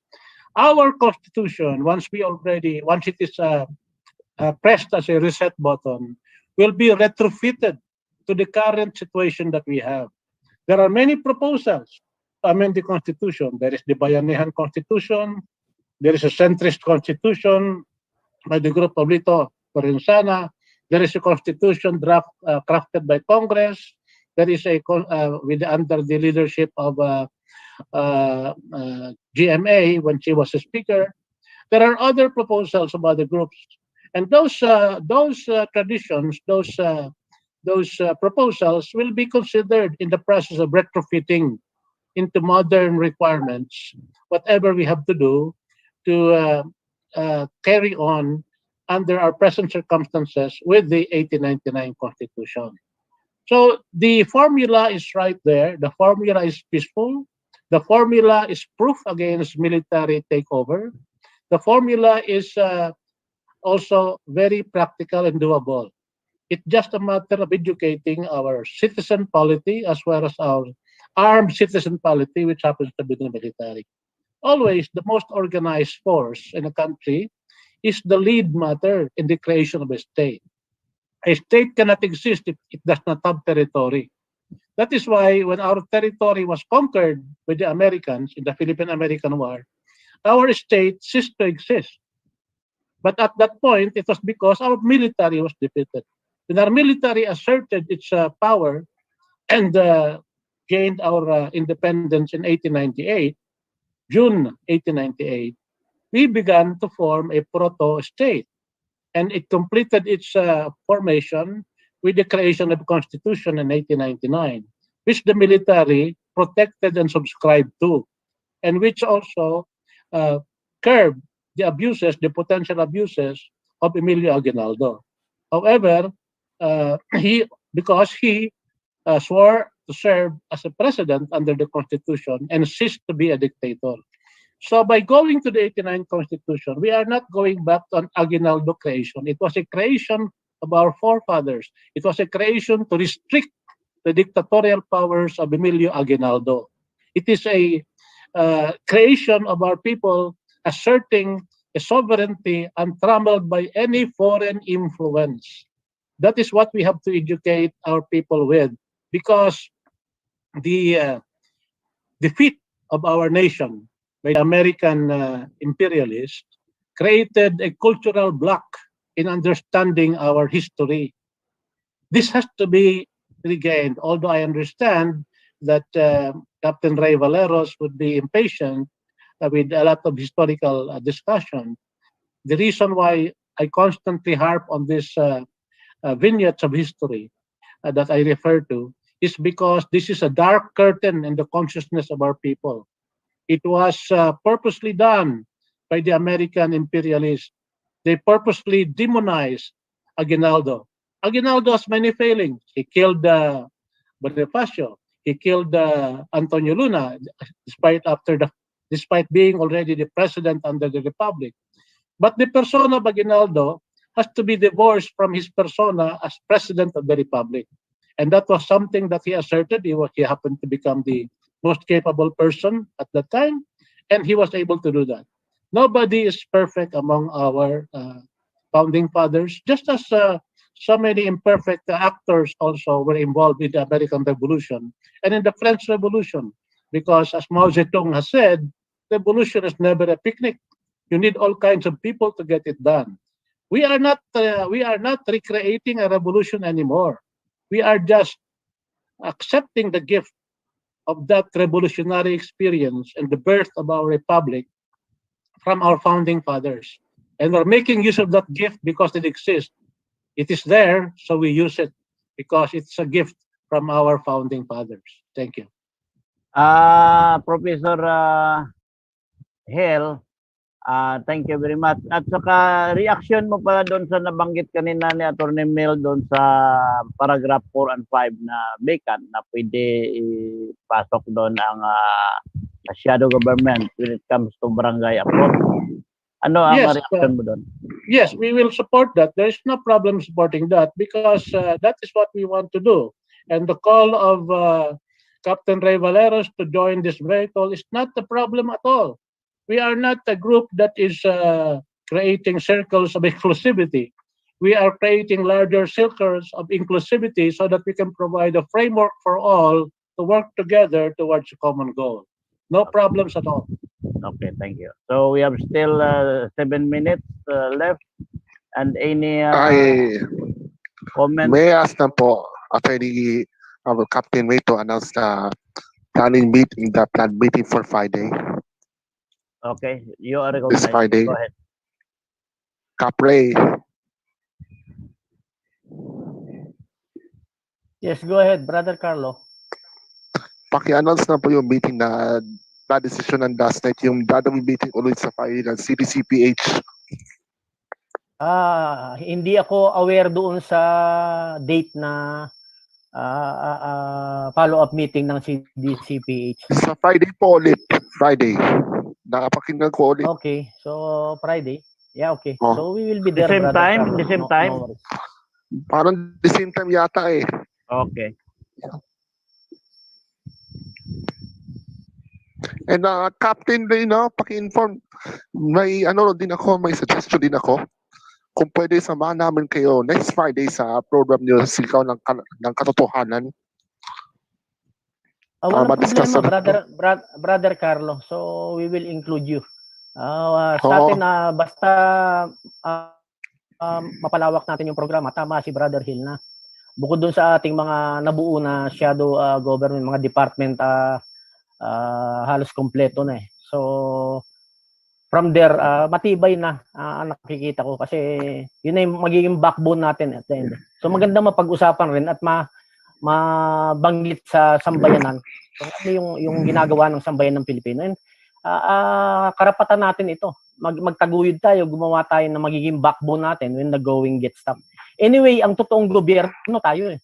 Yan naman nakalagay sa Constitution. Yeah. Ang totoong gobyerno tayo. At nasanay lang tayong matakot eh. Yun nga ang sinasabi ko sa karamihan eh. Nasanay tayong laging matakot. Lalo na si Digong napintahan na ganun nga ang pagkatao niya. Pwedeng mag-utos na pumatay. Ganun naman, kahit naman common knowledge naman lahat sa lahat yan. Sa Davao, pinag-usapan na rin yan dati sa Senado. So ganun siya napintahan. Kaya pag nagsalita siya, akala ng lahat, yun na yung marching order niya. Pero abogado siya, alam niya hindi pwede. At kahit yung forced mass vaccination mandatory, alam niya hindi pwede sa constitution niya. So sila lang nag-aalat-kamba na pag binanggit ng Pangulo, magiging tapos gagawin ng panuntunan niya ng local government. This is not. Kasi nga tama si Atty. Melchor, meron tayong local government code na hindi pwedeng pakialaman ng national. So doon tayo magsimula kasi mas malawak yun. So salamat Atty. Mel. Salamat brother. May I speak, Mr. Speaker? Yeah, go ahead. I would like to comment that in the United States, there are about 700,000 deaths to COVID. The population of the United States is, I think, 340 or 320 million. So roughly, for every 100 million, there are about 200 plus deaths, 200,000 plus deaths in the United States. In the Philippines, we have 110 million people. Our death from COVID is just about 25 or 26,000. So you see, in the United States, the death rate is 10 times more. The crude death rate from COVID is about 10 times more. When I asked a certain public officials about this, why despite the highest death here, that the United States is not daunted by it, and they opened up almost all the states now on a normal basis, they said, well, that is the price of freedom we have to pay. We don't like to be locked down. So we want to choose freedom, and with that, the risk of getting COVID and the risk of dying from it, while our capacity to cure it has not yet coped up with it. So there is a cost to freedom. And the people right now in the Philippines have no choice of what I call a Hobson's choice. It is a choice of both bad alternatives. Either he dies from COVID because of the lack of the no lockdown policy, or he dies from hunger because of the lockdown policy, medical martial law. I think since I remember the quote of Natalio Bacalso, a former delegate to the Constitutional Convention of 71 and a delegate from Cebu in the Pusian Bisaya. He says, die today, die tomorrow, die the same. So, die from COVID, die from gutom, die the same. So we better die free. And that is what I'm trying to impart to all of you. Thank you. Okay, thank you, Professor Hill. And we still have 2 minutes. You could say something for 1 minute. So if no one has to say something, Okay, and then Professor Hill. Wait, I will speak. Okay, I will Carlo, you recognize. Okay. Captain Ray, paki-remind lang kita na paki-invite si Attorney please para makasama natin siya sa pinaplanong Zoom conference. At kailan po yun, Captain Ray? Yeah. Before I go, I would like to announce that Si Congressman Villarama is raising his hand. Okay. Professor Hill, si Congressman Villarama. Congressman Villarama will talk. Go ahead. Okay, go ahead. Kong Villarama. Please unmute. Kong Okay, Villarama. sorry. Alam niyo itong project na pinaliwanag sa atin ni Attorney Magdamo, matagal na yan, ano? Ang suggestion ko, why don't we experiment in one barangay, no? Let them harass us, let us allow them to stop us, so we can go to court to test the the legality, no? Kasi kung panay kwentuhan lang, wala namang nag-experiment, ano kaso, di ba? The law, and I believe na tama naman si Attorney Magdamo, abogado yan, can be tested in court. So pag kahit na matagal dumating sa Supreme Court, pag nanalo tayo, bingo na yan. We can change everything through a barangay assembly. So yun lang po aking comment. Salamat po. Okay, thank you, Kong Villarama. Okay, ulitin ko lang, no? Si Attorney Trisha Sala. Napuputol po kayo. I-unmute mo, Carlo. Okay. At please, kailan po ang date ng meeting na ito for lawyers? Pakiulit, Brother Carlo. Okay. Kailan po ang meeting ng lawyers sa Zoom? Ina-arrange pa natin, hinihingi natin yung confirmation. Hindi naman karamihan na lawyer to. Ang target natin is 15 to 20 lawyers na nag-confirm na sa atin. So, we will start. Pero yung date, wala pa kasi yung availability ng bawat lawyer. Yun ang importante. So, yun pang hinihingi natin, Brother Carlo. Mr. Speaker, can I make an announcement? Yeah, please go ahead. The meeting, our plenary session on July 24 will be addressed by former Senator Joey Lina. Saan mo gustong kumain? Diyan sa kusina na lang, kusina. Kanya-kanya na lang tayo. He will be addressing us on the topic on a point of privilege, discussing leadership in an imperfect democracy. Based on his experience in government. He was former senator, former governor of Laguna, and also former DILG secretary. He said he will arrive and join us at 9 o'clock in the morning, even if we start usually at 8 o'clock and we do socializing and exchanges of news.